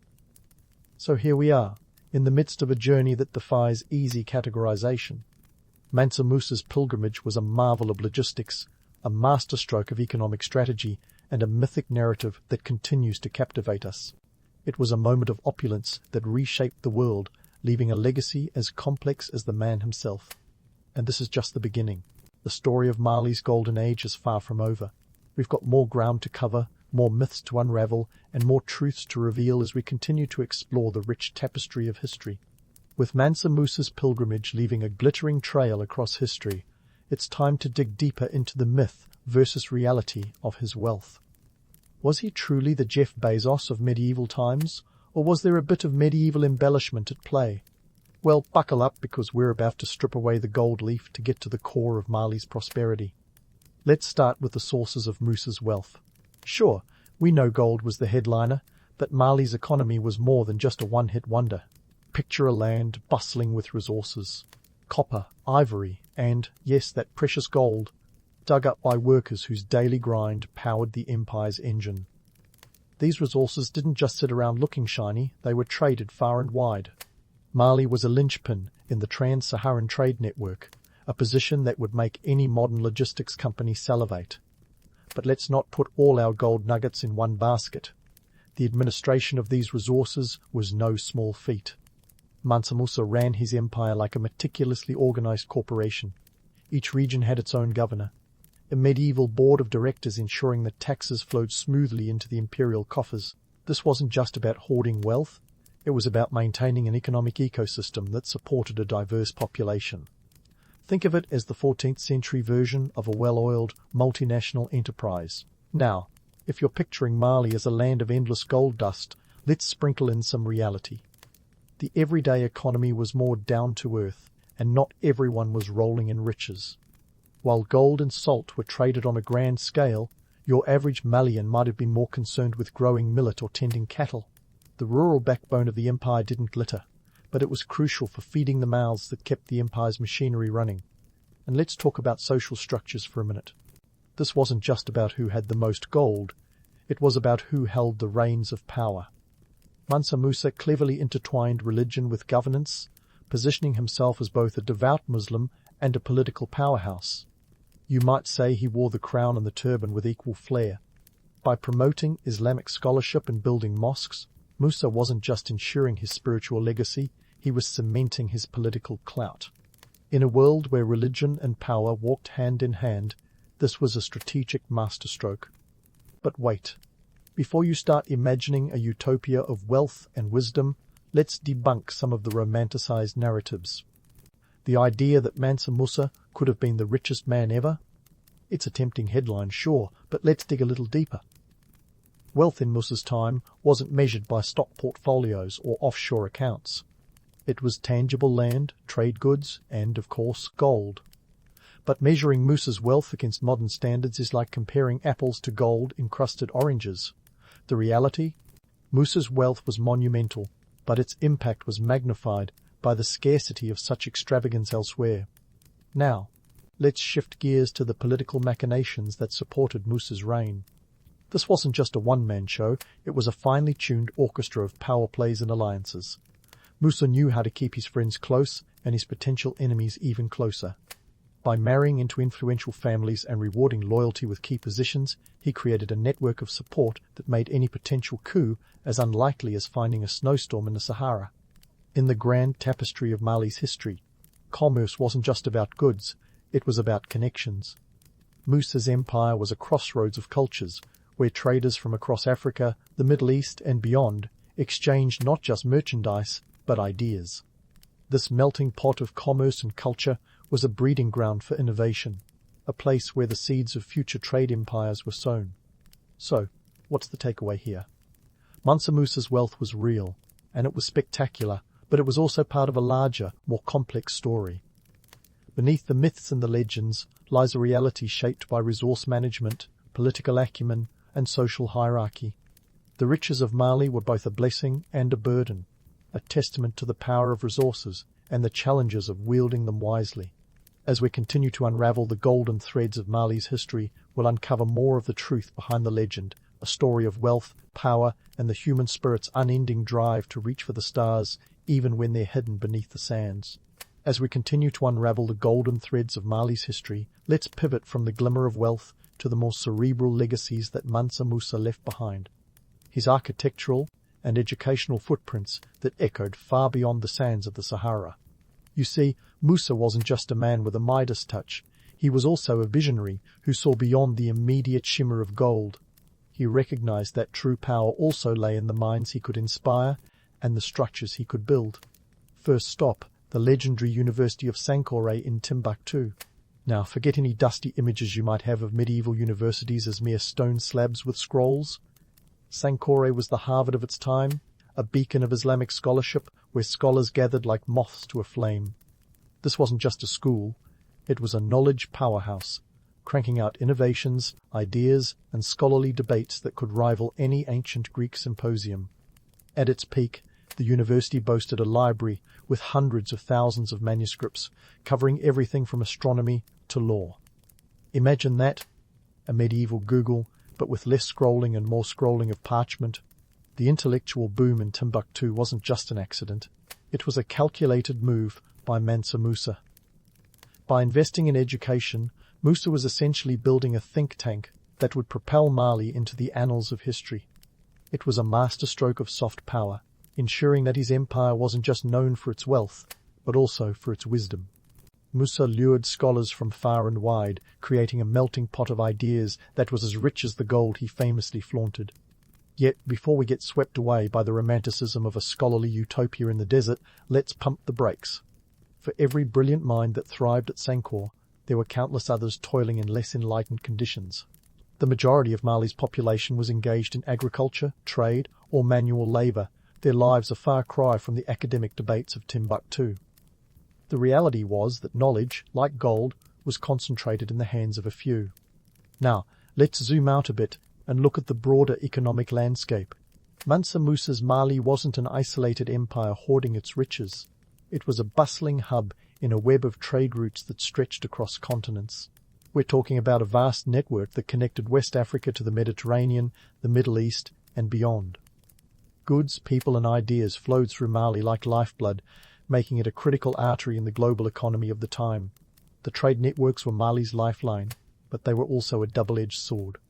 While they brought prosperity, they also attracted attention, the kind you might not always want. By showcasing his wealth, Musa effectively painted a target on his empire's back. Mali became a tantalizing prospect for those who coveted its riches, and this would set the stage for both its rise and its challenges. But let's not forget the cultural ripple effect of Mansa Musa's reign. His pilgrimage to Mecca wasn't just a display of affluence, it was a cultural exchange that left an indelible mark on the regions he touched. Musa returned with artisans, architects and scholars who helped transform cities like Timbuktu and Gaul into vibrant centers of culture and innovation. These weren't just towns, they were the Silicon Valleys of their day, bustling with creativity and intellectual fervor. Yet, for all the grandeur of Mansa Musa's reign, we must ask a critical question.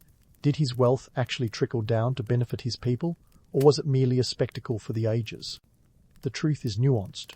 Musa's investments in infrastructure, education and trade undoubtedly laid the groundwork for Mali's prosperity. His reign was a golden age, but like all such periods, its benefits were unevenly distributed. While the elites basked in the glow of gold and scholarship, many of his subjects lived under the harsh realities of subsistence farming and labor. Mansa Musa's legacy is a complex tapestry of wealth, wisdom and power. He was a ruler who dared to dream on a grand scale, but his dreams, like his gold, were not equally shared. His reign was a dazzling moment in history, but it also highlighted the enduring challenges of wealth distribution and power dynamics.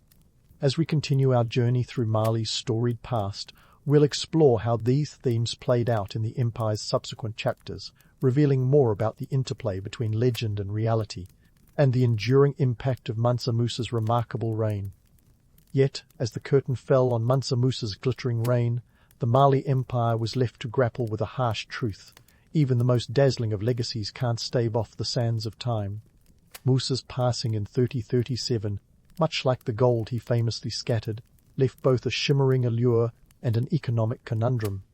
Without his guiding hand, the empire, once a shining beacon of wealth and scholarship, began to waver. Picture the scene, the post. Musa years unfolded like a drama without its star actor. The empire's wealth was as vast as the Sahara, but its stability was as fleeting as a mirage. Successors took the throne, but none could quite fill Musa's gold-encrusted sandals. The empire, once a powerhouse of trade and culture, found itself caught in a web of political intrigue and territorial disputes. You see, Musa's wealth had been both a blessing and a burden.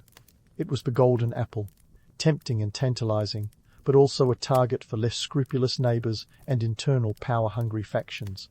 In the decades following Musa's death, the empire was rocked by a series of internal struggles and external pressures. The Songhai Empire, lurking in the shadows, took advantage of Mali's weakened state, usurping key territories and trade routes. By the late 15th century, the once mighty Mali Empire was a shadow of its former self, its influence waning like a sunset over the Sahara. Economically, the empire had been a house built on gold, but without the mortar of strong leadership and unity, it began to crumble. Still, let's not write off Mali too hastily. For while the empire's political might dimmed, the cultural and intellectual legacies of Mansa Musa's reign continued to burn brightly. Timbuktu, that fabled city, remained a magnet for scholars and traders alike, a testament to the enduring influence of Musa's vision. The stories of his opulence spread far beyond Africa's shores, influencing global perceptions of Africa as a land of boundless riches, a myth that, while romantic, overlooked the complex realities of the continent. Now, let's take a moment to debunk some of the myths surrounding Musa's wealth. Yes, he was fantastically rich, but the idea that he was the wealthiest person ever? That's a bit of historical hyperbole. In Musa's time, wealth was not neatly quantified in bank accounts or net worth statements. It was a more visceral, tangible thing: lands, livestock, gold, and, yes, those blocks of salt. Comparing Musa's riches to today's billionaires is like comparing a Renaissance painting to a digital photo, both valuable but in vastly different ways. Musa's story, though ripe for myth-making, was grounded in strategic brilliance and economic savvy. He wasn't just hoarding gold, he was leveraging it to build a legacy that transcended his own time. His story is one of ambition and vision, but also of the fragility of even the grandest dreams. The gold that fueled Mali's rise also sowed the seeds of its decline, as the empire became a beacon not just for traders but for invaders and opportunists. Yet the allure of Musa's wealth and the empire he built has persisted through the centuries, a testament to humanity's fascination with opulence and power. His story has been retold countless times, each version a blend of fact and fiction, reality and romance. It's a narrative that captures the imagination, even as it obscures the gritty realities of empire building in the harsh landscapes of West Africa. As we wrap up our journey through the golden age of Mali, it's worth reflecting on the timeless lesson at its core. Wealth can build empires, but it doesn't guarantee their survival. Mansa Musa's legacy is a glittering tapestry of triumphs and trials, a reminder that even the most formidable empires are subject to the inexorable march of time. The Mali Empire's rise and fall offer a poignant lesson in the ephemerality of power and the enduring allure of stories that shimmer long after the gold has faded. And as we close the book on this tale, let's carry forward the insights of a ruler who dared to dream big, whose vision illuminated a path through the sands of history. In the end, Mansa Musa's real wealth wasn't measured in gold, but in the indelible mark he left on the world, a legacy of intellectual pursuit, cultural exchange, and the enduring human spirit's quest to reach for the stars.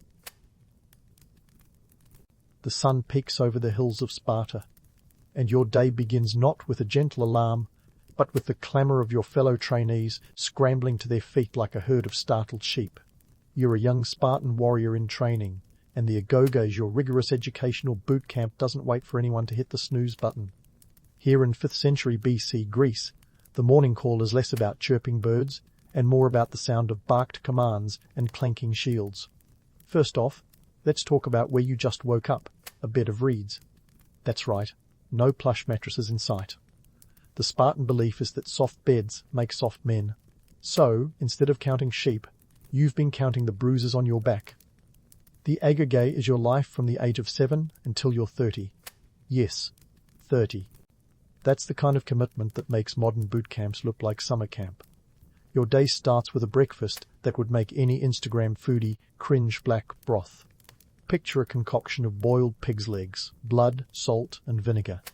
It's not exactly a culinary masterpiece, but it's designed to toughen you up.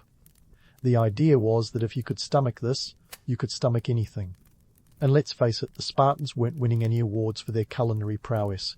In fact, the phrase, "that's a dish fit for a Spartan," was probably the ancient equivalent of saying, "something tastes like cardboard, but why all this harshness and austerity?" Sparta's whole society is set up like a military operation.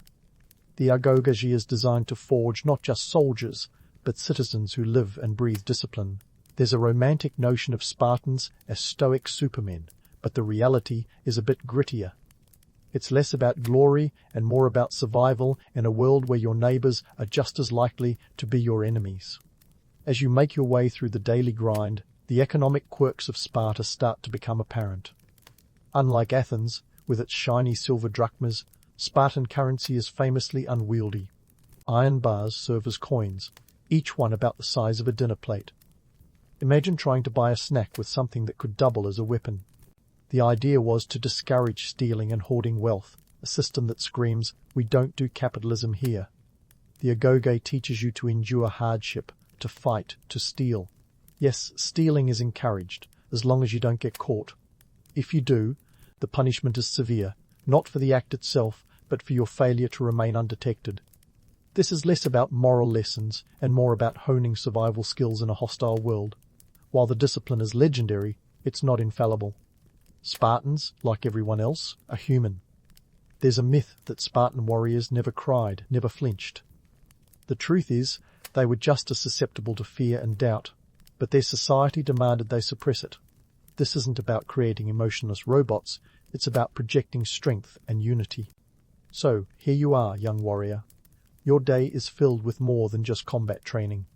You learn poetry, music, and dance skills, essential for the symposia, those social gatherings where wit and intelligence are as important as brawn. The broader education makes you a well-rounded citizen, not just a brute with a spear. As the day wears on, you get a glimpse of the political landscape that shapes your life. Sparta is a dual kingship, a unique setup where two kings rule simultaneously, a balance of power designed to prevent tyranny. But like any government, it has its quirks and flaws. Decisions are made by a council of elders, the Gerusia, all over the age of 60. Age brings wisdom, sure, but also a certain reluctance to embrace change. Your evening comes not with the glow of city lights, but with the flicker of firelight, as stories of past battles and legends are shared. These tales serve to remind you of the weight of history you carry on your shoulders.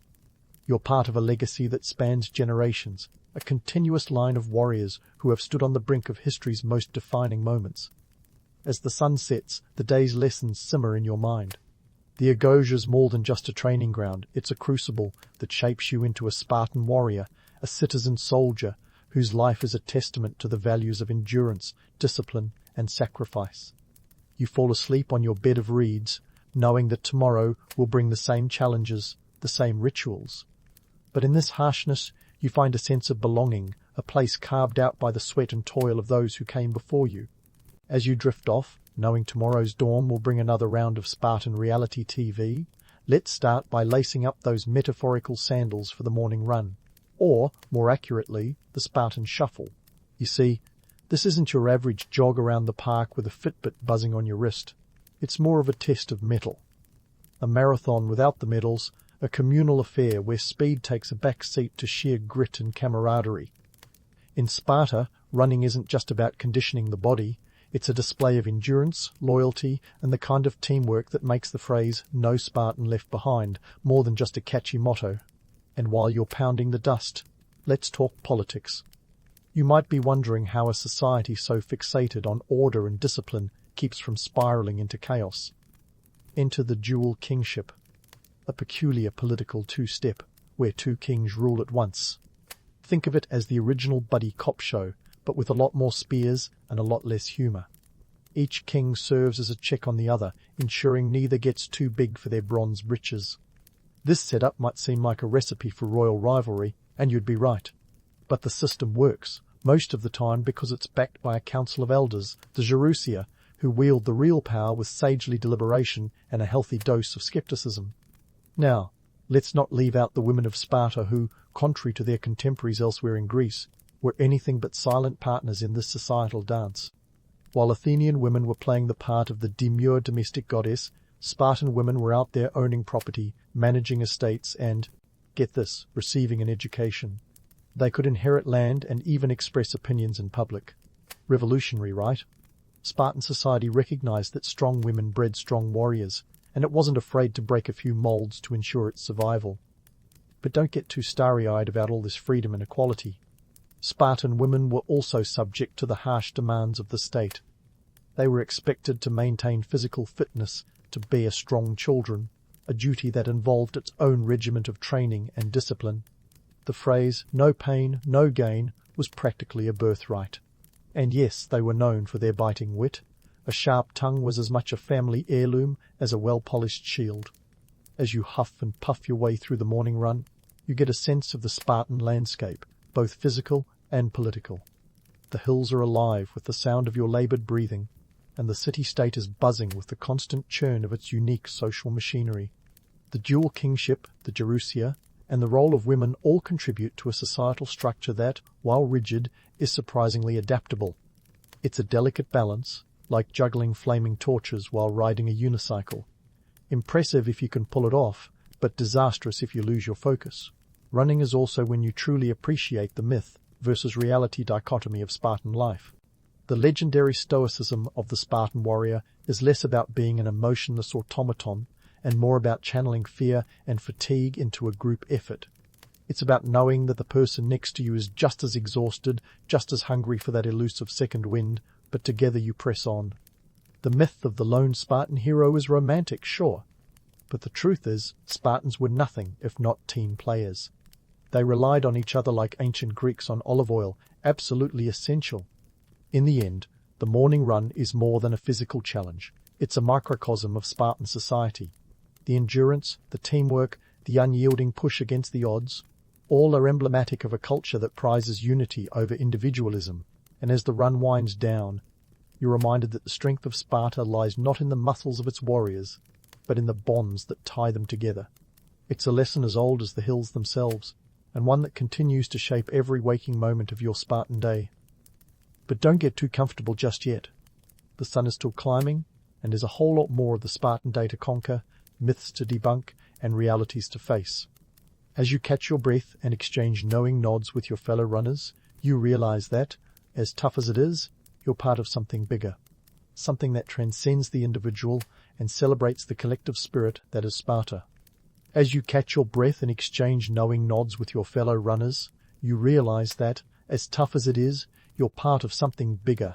Something that transcends the individual and celebrates the collective spirit that is Sparta. But don't hang up your sandals just yet. The sun is still climbing, and it's time to hit the fields. And no, this isn't an ancient Greek version of a farmer's market stroll. It's more like a crash course in why Sparta's economy didn't run on warrior spirit alone. Let's dive into the nitty-gritty of Spartan agriculture, where the real workhorses weren't Spartans themselves, but the helots. These folks were essentially state-owned serfs, bound to the land and tasked with doing the heavy lifting in Sparta's agricultural machine. Think of them as the gears in the Spartan economic engine, churning out the resources that kept everything running smoothly. They worked the land, grew the crops, and handed over a significant portion of their produce to feed the Spartan state. Not exactly a cushy gig, right? Helots outnumbered Spartans by as much as 7-1, a fact that kept many a Spartan up at night, wondering if the tables might turn. It's like living in a swanky mansion but constantly worrying about the staff staging a revolt. This fear wasn't unfounded. The helots had every reason to be a little miffed about their lot in life, and revolt they did, often enough to keep the Spartans on their toes. To keep the helots in check, the Spartans came up with the Cryptia. Now, if you're picturing a group of shadowy figures in cloaks, you're not far off. The Cryptia was essentially a secret police force composed of young Spartans sent out to terrorize the helot population under the cover of darkness. Their mission? To eliminate any helot who showed signs of leadership or rebellion. Talk about a grim coming-of-age ritual. This clandestine operation was less about maintaining order and more about instilling terror. A stark reminder of the precarious balance between the helots and their Spartan overlords. It's a harsh reality that undercuts the romanticized image of Spartan society as a utopia of equality and brotherhood. Because let's face it, while Spartans might have been equal among themselves, the helots were a different story altogether. It's a bit like calling a club exclusive, but only if you ignore the bouncers at the door. So, while you're out there in the fields, it's worth pondering the complex economic web that Sparta spun. The land reforms of the 5th century BC attempted to redistribute land more equitably among citizens, but these reforms didn't touch the helots. They remained tethered to the land, their lives woven into the fabric of Spartan prosperity without the benefit of enjoying its fruits. It's a bit like being the unsung hero of a blockbuster movie essential to the plot, but never making it onto the poster. Yet, despite the oppressive system, the helots were indispensable to Sparta's survival. Their labor allowed Spartan warriors to focus on what they did best, preparing for war. It was a symbiotic relationship, albeit a highly unequal one. And while the Spartans may have been the face of the city-state, the helots were its backbone, a fact that often gets glossed over in tales of Spartan glory. While the Spartan warriors trained, strategized, and occasionally engaged in some light terrorizing, the helots were out there planting, tending, and harvesting. They were the ones ensuring the granaries were full, the olive oil flowed, and the wine was ready for those symposia where Spartans would wax poetic about their martial prowess. It's a testament to the invisible hands that often shape history, those who labor in the shadows while others bask in the spotlight. As you stand in the fields, you can't help but marvel at the stark social stratification that defined Spartan society. For all its talk of equality, Sparta was a land of entrenched hierarchies, where warriors were celebrated and the helots were relegated to the background. It's a reminder that even in a society that prided itself on discipline and unity, inequality was deeply etched into its very core. So, as the midday sun beats down, you get a first-hand look at the economic backbone of Sparta, a system that relied on the toil of many to support the lifestyle of a few. It's a sobering glimpse into the realities of a society that is often romanticized for its martial virtues but rarely scrutinized for its economic disparities. And as you leave the fields, you carry with you a new understanding of the intricate dance that is Spartan society, a dance that, for all its elegance, is choreographed on a foundation of stark inequality. Remember, though, the day isn't over yet. There's still more to discover, more myths to debunk, and more layers to peel back on this fascinating yet flawed society. As you make your way back from the fields, the sun still high in the sky, the complexities of Spartan life continue to unfold before you, offering fresh insights and deeper understanding with every step you take. The sun still hangs stubbornly in the sky as you make your way from the fields, your mind buzzing with thoughts on the economic engine that keeps Sparta's wheels turning. But don't get too lost in contemplation, because it's time to jump into the real crux of Spartan life afternoon weapons training. This is where the rubber, or rather the hobnail, meets the road. Forget the Hollywood sheen. Let's strip away the cinematic gloss and dive into the nitty-gritty of Spartan warfare. Welcome to the Spartan Armory, where the gear is as iconic as it is functional. First up, the legendary red cloak. The Romans might have had their togas, but Spartans opted for something more practical and psychologically intimidating. The crimson hue wasn't just a fashion statement, it was a psychological weapon. Bloodstains blended with the fabric, masking wounds and making the Spartans appear invincible. It's the fake it till you make it of ancient warfare. Now, let's tackle the main event, the dory, the quintessential Spartan spear. Measuring about 6 to 9 feet in length, it was a formidable weapon, not unlike wielding a medieval lance, but without the horse to back you up. The dory was the bread and butter of the Spartan warrior, perfect for the phalanx formation, which we'll get to in a moment.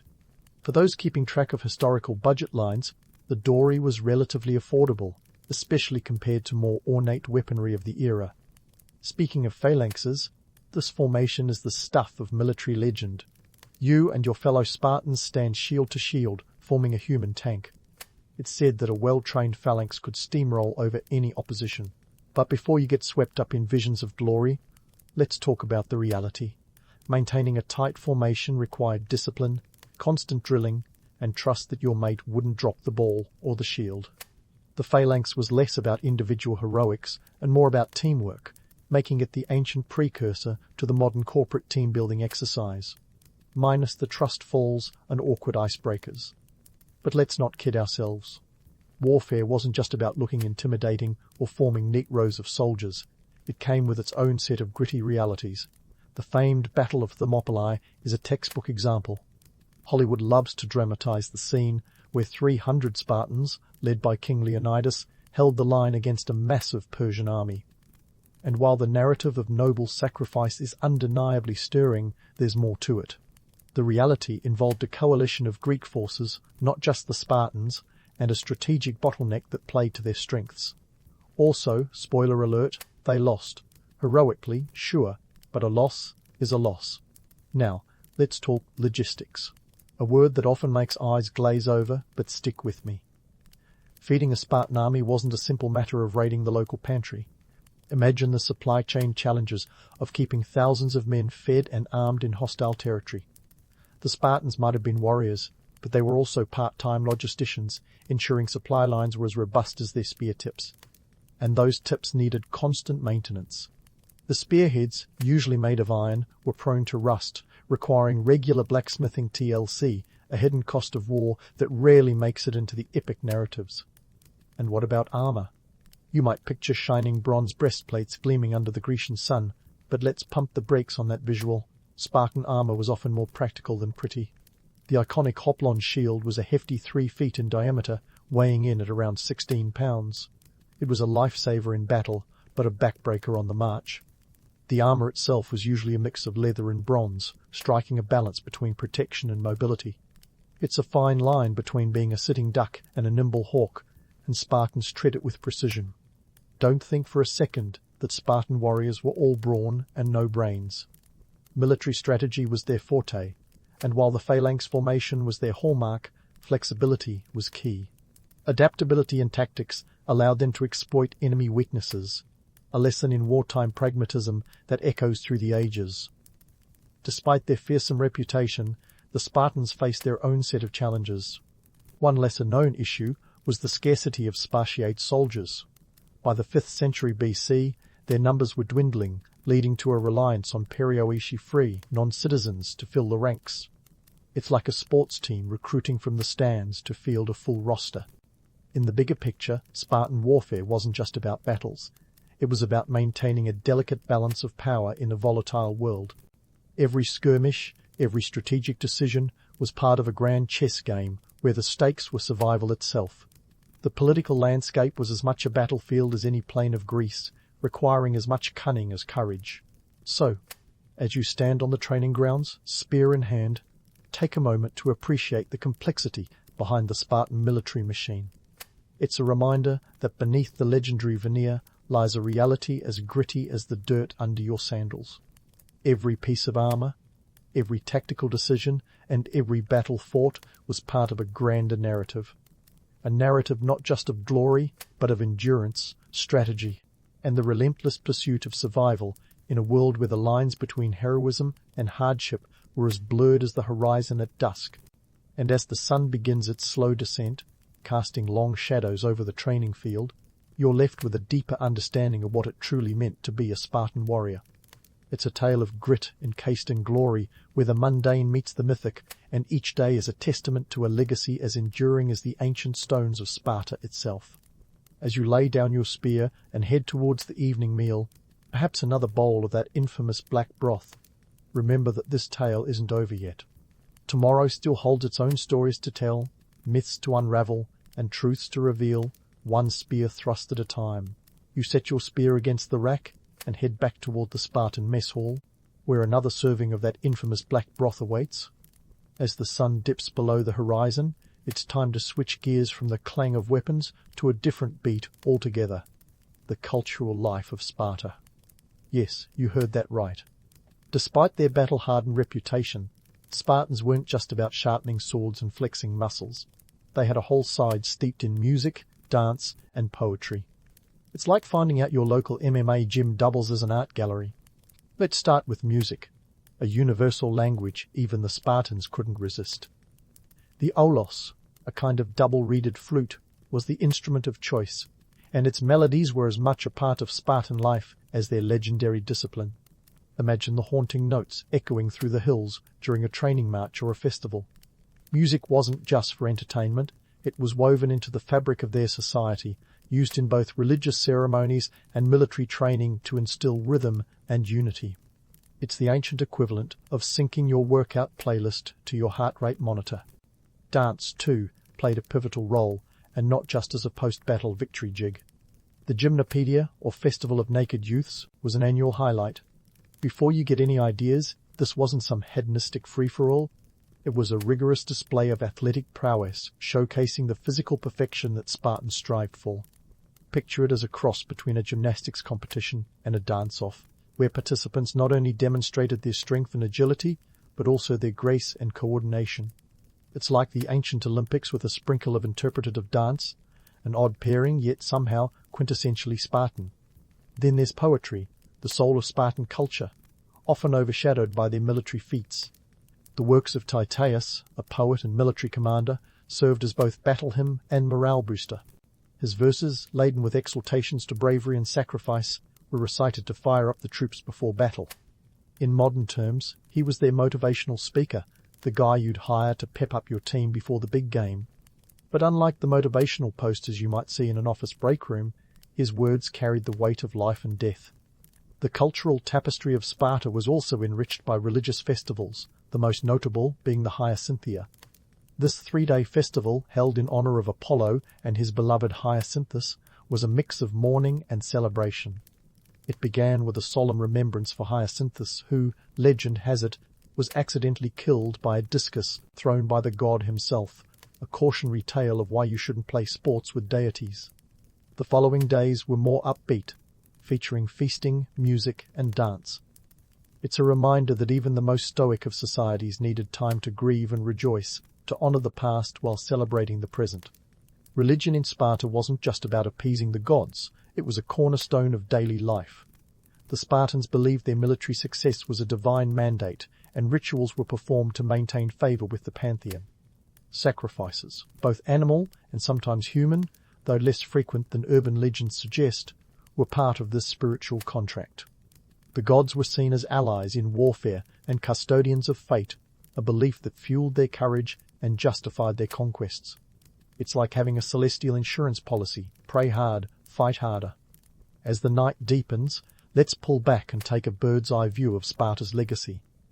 Their reputation as the ultimate warrior society is legendary, but how much of it was earned and how much was just savvy PR? Sure, the Battle of Thermopylae cemented their place in history, but it was part of a broader Greek coalition effort, conveniently overshadowed by Spartan bravado. The image of the Spartan as an indomitable warrior was carefully cultivated, with strategic myth-making that would make any modern spin doctor proud. Yet, for all their military prowess, Sparta's social system was a double-edged sword. Their rigid structure, while effective in producing soldiers, stifled innovation and change. Unlike Athens, Sparta didn't leave behind grand philosophical treatises or architectural marvels. Their legacy is one of discipline and endurance, a testament to the power of collective over individual ambition. But it also raises the question, what was the true cost of the Spartan way of life? A society that sacrificed personal freedom and intellectual growth for the sake of military dominance inevitably paid a price in cultural richness and adaptability. The harsh realities of Spartan life, with its stark inequality and relentless demands, paint a picture not just of glory, but of a society perpetually on the edge of both greatness and collapse. The Spartans were masters of survival, but not of sustainability. Their way of life was a high-wire act, an impressive display of balance that couldn't endure the shifting winds of time. As you lay down on your bed of reeds, the events of the day swirling in your mind, you can't help but ponder the dichotomy of Sparta's legacy. It's a tale of triumphs and tragedies, of myth and reality intertwined. For all their achievements, the Spartans remind us that there's a fine line between legend and life, a line drawn by the choices we make and the values we hold dear. So, as you drift off to sleep, remember that the story of Sparta isn't just about warriors and battles. It's about people striving for greatness, often at great cost. It's a reminder that the pursuit of excellence, while noble, can sometimes obscure the quieter virtues of understanding and compassion. And perhaps, in the end, that's the true lesson of Sparta, that strength without balance, like a spear without a shield, risks becoming its own undoing. In a world of powdered wigs and powdered tempers, where fortunes rose and fell with the tide, a young Alexander Hamilton was busy rewriting his own script on the sun-drenched islands of the Caribbean. Born sometime in 755, or was it 757, even Hamilton couldn't decide. This future founding father got his start in Charlestown, Nevis. But don't let the tropical setting fool you. Hamilton's early life was anything but a beach vacation. His mother, Rachel Fawcett, had a scandalous past that would make your average soap opera seem tame. She was the daughter of a French Huguenot doctor and had a penchant for questionable marital decisions, which left her and young Alexander in dire straits after her marriage to James Hamilton fell apart. But here's the twist. Instead of wallowing in the misfortunes of their soap opera existence, Hamilton decided to hustle. He worked as a clerk for a trading company on St. Croix, where he got his first taste of commerce and bookkeeping. Imagine a teenage Hamilton furiously scribbling numbers while dreaming of grander ambitions. Now, here's the kicker. He was so good at his job that when a hurricane ripped through the island in 1772, he penned a vivid account of the disaster. This wasn't just any letter, folks. It was a masterclass in persuasive writing that caught the attention of the island's movers and shakers. They were so impressed, they pooled their resources to send him to New York for a proper education. Talk about turning a catastrophe into an opportunity. Once in the American colonies, Hamilton's rise was nothing short of meteoric. He hit the books at King's College, now known as Columbia University, with the ferocity of a man on a mission. But let's not forget, this was a guy who didn't take no for an answer. If he were alive today, he'd probably be the kid who emails the professor at midnight demanding to know why he got a B+. His knack for letter writing wasn't just a one-hit wonder either. During this time, Hamilton developed a penchant for penning audacious letters to influential figures, a move that would make your average LinkedIn networker blush. He wrote with such flair and confidence that you'd think he was already a seasoned statesman. His letters were his secret weapon, a way to make his ideas heard in a world where he had no traditional power or influence. But Hamilton wasn't just about writing letters. He was about making them count. He aligned himself with key players in the burgeoning revolutionary movement, quickly becoming a trusted aide to General George Washington. You know, the guy with the wooden teeth who could never tell a lie? Hamilton, on the other hand, had no qualms about bending the truth if it served the greater good. The beauty of Hamilton's early life is in its contradictions. Here was a man of humble beginnings who climbed the social ladder not through birthright or wealth, but through sheer intellect and audacity. He was the ultimate underdog, a self-made man in an age where lineage was often destiny. His story is a reminder that sometimes the pen really is mightier than the sword, or in Hamilton's case, mightier than the island hurricane that set his course for greatness. Now, speaking of Hamilton's knack for bending the truth for the greater good, let's fast forward to the Revolutionary War. Picture a battlefield, not the glamorous Hollywood kind, but the muddy, chaotic, and downright exhausting reality of 18th century warfare. Here we find Hamilton, not yet the dashing Treasury Secretary, but a scrappy young officer with more ambition than rank. Hamilton's strategic brilliance was like a well-timed plot twist in a political drama. Despite starting as an artillery captain, a role that sounds grander than it paid, considering he was probably earning about 20 a month, Hamilton quickly became indispensable to George Washington. Washington, ever the sagacious leader with an eye for talent, recognized Hamilton as more than just a letter-writing wonderkind. He saw a mind that could navigate the complexities of both a battlefield and a boardroom. But let's not pretend Hamilton's rise was without its hiccups. Take, for example, the time he almost got court-martialed for being late. Yes, our hero of the Revolutionary War, the man who could pen a manifesto in his sleep, was almost brought down by his inability to keep a tight schedule. It happened during the infamous New York campaign of 1706. The British were coming, bayonets and all, and Hamilton was supposed to deliver crucial orders. But as fate would have it, or perhaps just his own time management issues, he was tardy. Washington was not amused, and Hamilton's military career could have ended right there, a footnote in colonial history. But instead of a court-martial, he got a stern talking to and a chance to prove himself again. Lesson learned, even geniuses need to set their alarms. Despite these humanizing blunders, Hamilton's partnership with Washington was like a buddy cop movie, minus the explosions and car chases. Washington, the seasoned general with a penchant for discipline, and Hamilton, the fiery upstart with a brain like a steel trap, made for a formidable duo. They were the Batman and Robin of the Revolutionary War, each bringing out the best in the other. Hamilton's role as Washington's aide-de-camp was pivotal. He wasn't just a glorified secretary, he was the nerve center of Washington's operations. Think of him as the original multitasker, juggling correspondence, strategy, and logistics with the dexterity of a circus performer. When Washington needed someone to draft a crucial battle plan or negotiate a tricky alliance, it was Hamilton who stepped up to the plate. And let's face it, writing orders for the Continental Army wasn't your average 9-to-5 gig. It was more like a 24/7 all-you-can-handle buffet of stress. Yet, for all his strategic genius, Hamilton wasn't immune to the temptations of glory. His desire to command troops in battle was as palpable as a teenager's thirst for Wi-Fi. He yearned for the kind of battlefield glory that could cement his place in history, even if it meant risking life and limb. This is where the romanticism of war meets the cold, hard reality. Valor was the currency of the day, and Hamilton was determined to cash in. One of the most notable moments of Hamilton's military career came at the Siege of Yorktown in 1781. Finally given command of a battalion, Hamilton led a daring nighttime assault on British fortifications. The operation was risky, like trying to sneak past your parents after curfew, but Hamilton pulled it off with aplomb. His troops captured Redoubt No. 10, a key position that helped bring about the eventual British surrender. This was Hamilton's moment, his chance to prove he was more than just a desk-bound strategist, and it worked. He was hailed as a hero. But let's bust a myth here.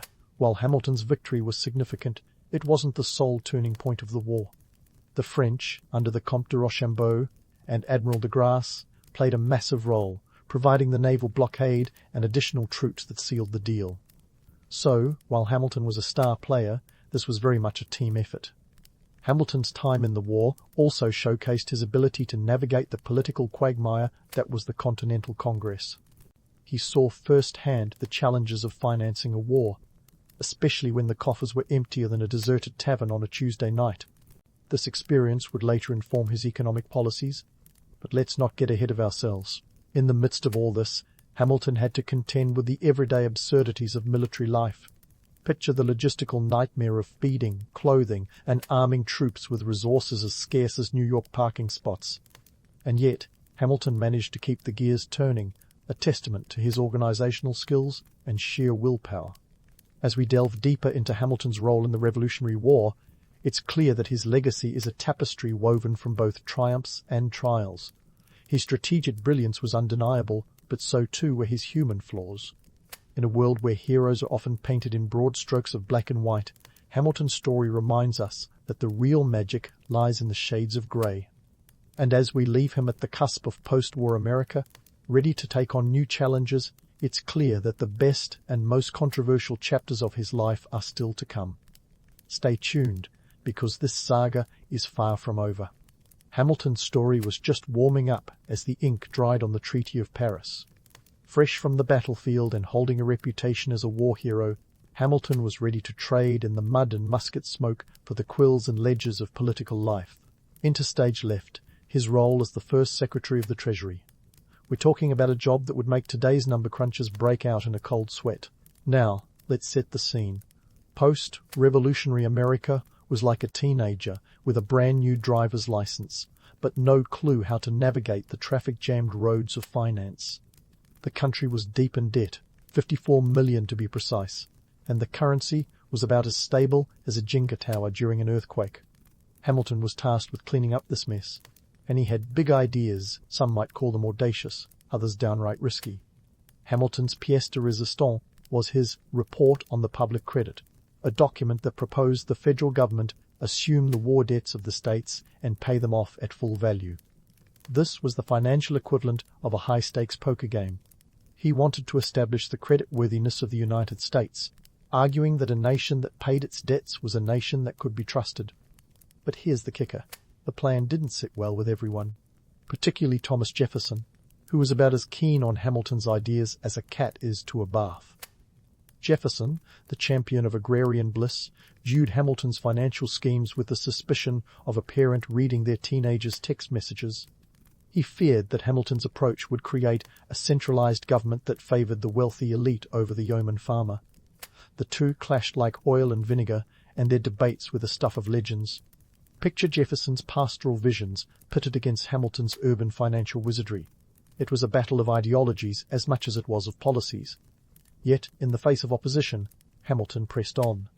His ambitious plan to create a national bank, the Bank of the United States, was a stroke of genius or folly, depending on who you asked. The bank was to be a public-private partnership, a novel idea at the time. It would issue currency and provide loans, stabilizing the economy and promoting growth. The bank was capitalized at 10 million, a sum equivalent to about 270 million today, and Hamilton was betting big that it would strengthen the young republic's financial backbone. But let's not sugarcoat it. Hamilton was taking risks that could have ended in disaster. His vision was clear, but the outcome was anything but certain. When Congress finally approved the bank in 1791, it was a narrow victory, a testament to Hamilton's persuasive prowess and strategic maneuvering. The bank became a lifeline for the fledgling nation, facilitating commerce and establishing a standard currency. Yet, it also set a precedent for federal power that would spark debates for years. While Hamilton was revolutionizing the financial landscape, he was also revolutionizing the art of the political feud. His face-offs with Jefferson were as fierce as a heavyweight boxing match, minus the gloves and with a lot more quill-wielding. Hamilton's Federalist vision for a strong central government with a robust financial infrastructure clashed head-on with Jefferson's Republican ideals of states' rights and agricultural primacy. Their debates weren't just about policy, they were about the soul of the nation. One of the most memorable spats was over the assumption of state debts. Jefferson, along with his ally James Madison, was convinced that Hamilton's plan was a ploy to increase federal power at the expense of the states. Hamilton, on the other hand, saw it as essential for national unity and economic stability. Their disagreement was so intense that it nearly tore the government apart before it even got off the ground. In a twist of irony worthy of Shakespeare, it was a dinner party that ultimately brokered a compromise. Over fine food and wine, a setting more suited to a Jane Austen novel than a political showdown. Hamilton, Jefferson and Madison reached an agreement.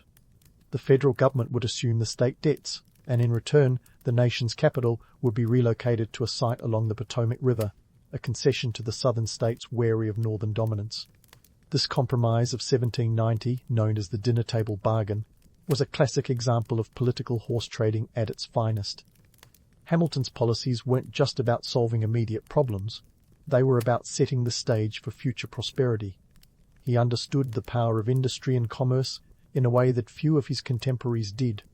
His report on manufactures laid out a vision for America as a manufacturing powerhouse, advocating for protective tariffs and government subsidies to nurture fledgling industries. While the report was ahead of its time and largely ignored in his day, it foreshadowed the Industrial Revolution that would later sweep the nation. Yet, for all his brilliance, Hamilton was not without his blind spots. His creation of the excise tax on distilled spirits, aimed at raising revenue to pay off the national debt, sparked the Whiskey Rebellion of 1794. Backcountry farmers who relied on distilling as a source of income saw the tax as an unjust burden. Hamilton's response was to support President Washington's decision to send in federal troops to quell the rebellion, a move that reinforced federal authority but also stoked resentment against what some saw as government overreach. The irony here is as thick as molasses. Hamilton, a man who had risen from nothing, had become the face of federal power, alienating the very people whose support he needed. But Hamilton was nothing if not resilient. He was like a financial MacGyver, always finding a way to make things work, even if it meant bending a few rules. As the first Secretary of the Treasury, Hamilton was a whirlwind of ideas and energy, reshaping the country's financial system with the tenacity of a bulldog with a bone. His policies laid the groundwork for a strong, centralized economy, but they also sowed the seeds of political division. The debates he sparked were a microcosm of the larger tensions that would eventually lead to the Civil War. Yet, in his mind, he was building a legacy, one policy at a time. Hamilton's stint at the Treasury was not without its personal toll. The relentless pace and the constant battles with political adversaries took a toll on his health and his relationships. He was a man who burned brightly, but at a cost. His relentless ambition and uncompromising vision were both his greatest strengths and his greatest weaknesses. As we leave Hamilton at this juncture, standing on the precipice of future challenges, we see a man whose audacity and intellect reshaped a nation. Yet, the story doesn't end here. There are more chapters to be written, more myths to be busted, and more truths to be uncovered. Hamilton's legacy is as complex and multifaceted as the man himself, and there's plenty more to explore as we continue this journey through history. Stay tuned, because the saga of Alexander Hamilton is far from over. As we pivot from Hamilton's financial wizardry to his literary endeavours, let's dive into the Federalist Papers, that compendium of political, savvy and persuasive rhetoric. Imagine Hamilton, quill in hand, burning the midnight oil to defend the freshly minted Constitution. This wasn't just a series of op-eds, it was a full-blown campaign to shape the nation's future, one essay at a time. Hamilton, along with James Madison and John Jay, cranked out 85 essays under the pseudonym Publius, a nod to Publius Valerius Publicola, a Roman consul known for championing the Republic. Talk about branding with a historical twist. Hamilton was the workhorse of the trio, penning a staggering 51 of these essays. If we were to break it down, that's about 60% of the total. Imagine channeling your inner Hamilton every time you face a writing deadline. His writing wasn't just prolific, it was a masterclass in persuasion, tackling complex ideas with clarity and flair. Each essay was a brick in the constitutional wall, designed to reinforce the structure of federalism and sway public opinion toward ratification. Now, let's bust a myth. The Federalist Papers weren't an overnight sensation. In fact, they were like the original cult classic, gaining appreciation over time. Initially published in New York newspapers between October 1787 and August 1788, their immediate impact was limited geographically. But their legacy? Immense. They became the go-to guide for interpreting the Constitution, cited by scholars and judges like a legal Bible. Hamilton's essays, particularly Federalist No. 84, argued against the need for a Bill of Rights, famously stating that listing rights could be dangerous by implying that any unlisted rights were unprotected. These essays were the rhetorical equivalent of a chess game, where Hamilton anticipated opponents' moves and countered them with precision. Take Federalist Number 23, for example, where Hamilton argued for the necessity of a strong central government to provide for the common defence. His words were as sharp as his wit. The circumstances that endanger the safety of nations are infinite. He laid bare the impracticalities of a loose confederation, pushing for a unity that could withstand the test of time. But let's not paint Hamilton as a solitary genius. He was part of a team, and while his penmanship prowess was unmatched, the collaboration with Madison and Jay was crucial. Madison, the father of the Constitution, brought a philosophical depth to the papers, while Jay's contributions, though fewer due to illness, focused on foreign affairs. Together, they formed a triumvirate that would rival any political think tank today. Hamilton's literary style was more than just elegant prose, it was strategic. He knew that winning the hearts and minds of the public required more than dry legal arguments. His writing was infused with a sense of urgency and a touch of drama, the kind that echoes through history like a compelling Netflix series. He was like the original influencer, shaping national discourse with each carefully crafted paragraph. Now, if you think Hamilton's quill was just a tool for advocacy, think again. It was also a sword for fact-checking. In an era before Snopes and Twitter feuds, Hamilton engaged in public debates with a wry sense of humour and a talent for disarming opponents with logic. He was the Paul Revere of political pushback, riding through the pages of newspapers instead of the cobblestone streets of Boston. Take his infamous battle with Thomas Jefferson over the nature of government. Jefferson, with his agrarian utopia dreams, often clashed with Hamilton's urban-centric vision. The debates were fierce, but Hamilton knew how to wield wit as well as he did words. He once remarked that Jefferson's vision for America was akin to a splendid bauble, a dismissive yet memorable quip that underscored their ideological divide. Hamilton's influence on the Constitution didn't stop at the Federalist Papers. He was a key player at the Constitutional Convention in Philadelphia, the sweltering summer of 787. Although he left early and returned only sporadically, his presence was felt. His advocacy for a strong central government resonated with many delegates, even if his proposal for a president serving for life sounded a tad too monarchical for comfort. Yet, his ideas laid the groundwork for a robust executive branch, the backbone of American governance today. The Constitution, with its checks and balances, was a reflection of Hamilton's belief in a government that could weather the storms of division and dissent. It wasn't perfect, no document is, but it was a start, a living framework that could adapt and evolve. Hamilton's fingerprints were all over it, a testament to his relentless pursuit of a united and prosperous nation. As we wade through Hamilton's contributions, it's clear that his legacy was built on more than just policy. It was forged in the crucible of public discourse. He understood that shaping opinion was as crucial as shaping policy, and he wielded his pen with the precision of a surgeon and the passion of a revolutionary. His essays weren't just words on paper. They were blueprints for a nation, a testament to the power of ideas in action. Hamilton was a man of contradictions, a visionary who could see the forest and the trees, often at the same time. He was a pragmatist, yes, but also a romantic in his belief that the United States could rise above factionalism and forge a new path in history. His story reminds us that the pen is indeed mightier than the sword, but only when wielded with intent and insight. In the end, Hamilton's contributions to the Federalist Papers and the Constitution were a testament to his relentless pursuit of a cohesive and enduring union. As we stand on the shoulders of this founding giant, it's worth remembering that the debates he engaged in over federal power, individual rights, and the balance of governance are as relevant today as they were in his time. And as we leave his literary legacy for now, we find a man who was not just writing history, but living it, one ink-stained page at a time. Stay tuned, because the saga of Alexander Hamilton is far from over. As we pivot from Hamilton's literary triumphs to the fiery drama of his later years, buckle up because the ride is anything but smooth. Enter Aaron Burr, the frenemy we all love to hate, a man whose ambition could rival Hamilton's own. Their paths crossed many times, each encounter sizzling with the tension of a reality show reunion. While both had the political savvy of chess grandmasters, their rivalry was less a strategic match and more a series of escalating skirmishes.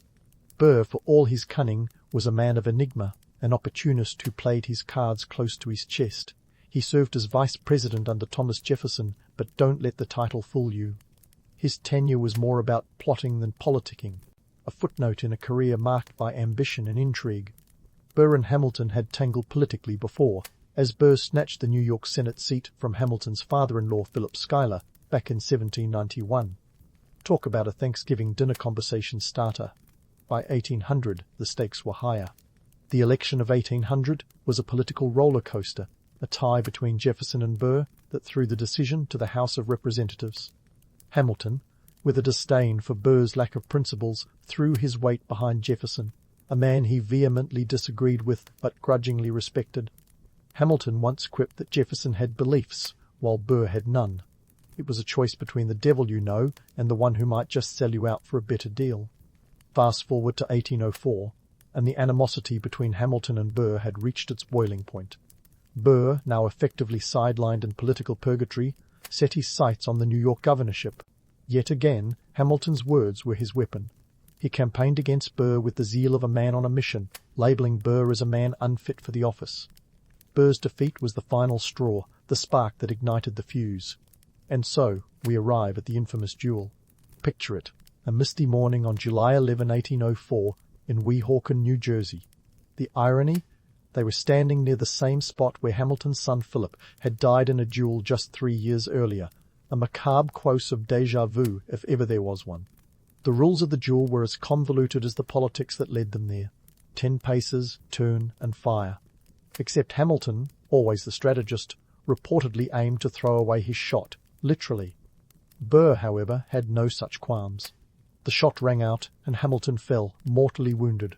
He died the next day, a demise that swiftly became part of the mythos surrounding him. But let's pause for a reality check. The romanticized notion of Hamilton as a martyr for principle glosses over the grim truth. Dueling was a barbaric and illegal act, a relic of honor codes that had no place in a burgeoning democracy. It was less about valor and more about ego. A tragic end for a man whose life was one of relentless drive and ambition. Hamilton's death sent shockwaves through the political landscape, and Burr found himself a pariah. His career effectively ended with the pull of a trigger. Yet the duel did more than extinguish lives. It ignited debates about the role of personal honor in public service. Hamilton left behind a legacy that was as complex as he was. A financial system that stabilized the young nation, a framework for governance that endures, and a contentious debate about federal power versus states' rights. Economically, Hamilton's legacy is indelible. His vision of a strong central government with a robust financial system laid the foundation for America's transformation into an economic powerhouse. His creation of the Bank of the United States, although controversial, was a stepping stone towards modern capitalism. The man who started with nothing had built a treasury from the ground up, a feat that's as American as apple pie and just as enduring. Politically, Hamilton's influence is woven into the very fabric of American governance. His tireless advocacy for a strong federal government set the stage for future debates on the balance of power, debates that continue to echo through the halls of Congress. His Federalist ideals provided a counterweight to Jeffersonian republicanism, a dynamic that shaped the young nation's political landscape and sowed the seeds for the two-party system that defines American politics today. But here's the kicker. Hamilton's life and legacy are more than the sum of his policies and political battles. They're a testament to the power of ideas and the relentless pursuit of a vision. He was a man of contradictions, an immigrant who became a founding figure, a proponent of federal power who clashed with the very government he helped build. His story is a reminder that history is less about static figures and more about evolving narratives, a tapestry woven from triumphs and trials. As we close the book on Alexander Hamilton's life, let's not forget the lessons buried within the layers of his legacy. He taught us the importance of resilience in the face of adversity, the power of intellect over inheritance, and the value of vision in shaping reality. Hamilton's life was a whirlwind of ambition and achievement, a cautionary tale of the perils of pride, and a reflection on the enduring impact of one man's ideas. In the end, Hamilton's legacy is one of brilliance and complexity, a mosaic of power, passion, and perseverance. His story may have ended with a bullet, but his influence reverberates through history, a testament to the indelible mark left by a man who refused to be defined by the circumstances of his birth. As we step back from the whirlwind of his life, it's clear that Hamilton's saga is more than just a chapter in history. It's a reminder of the enduring power of ideas to shape the world. So, as you drift off to sleep, ponder this. In a world of revolution and reinvention, Hamilton was both a product and a producer, a man who lived and died by the strength of his convictions.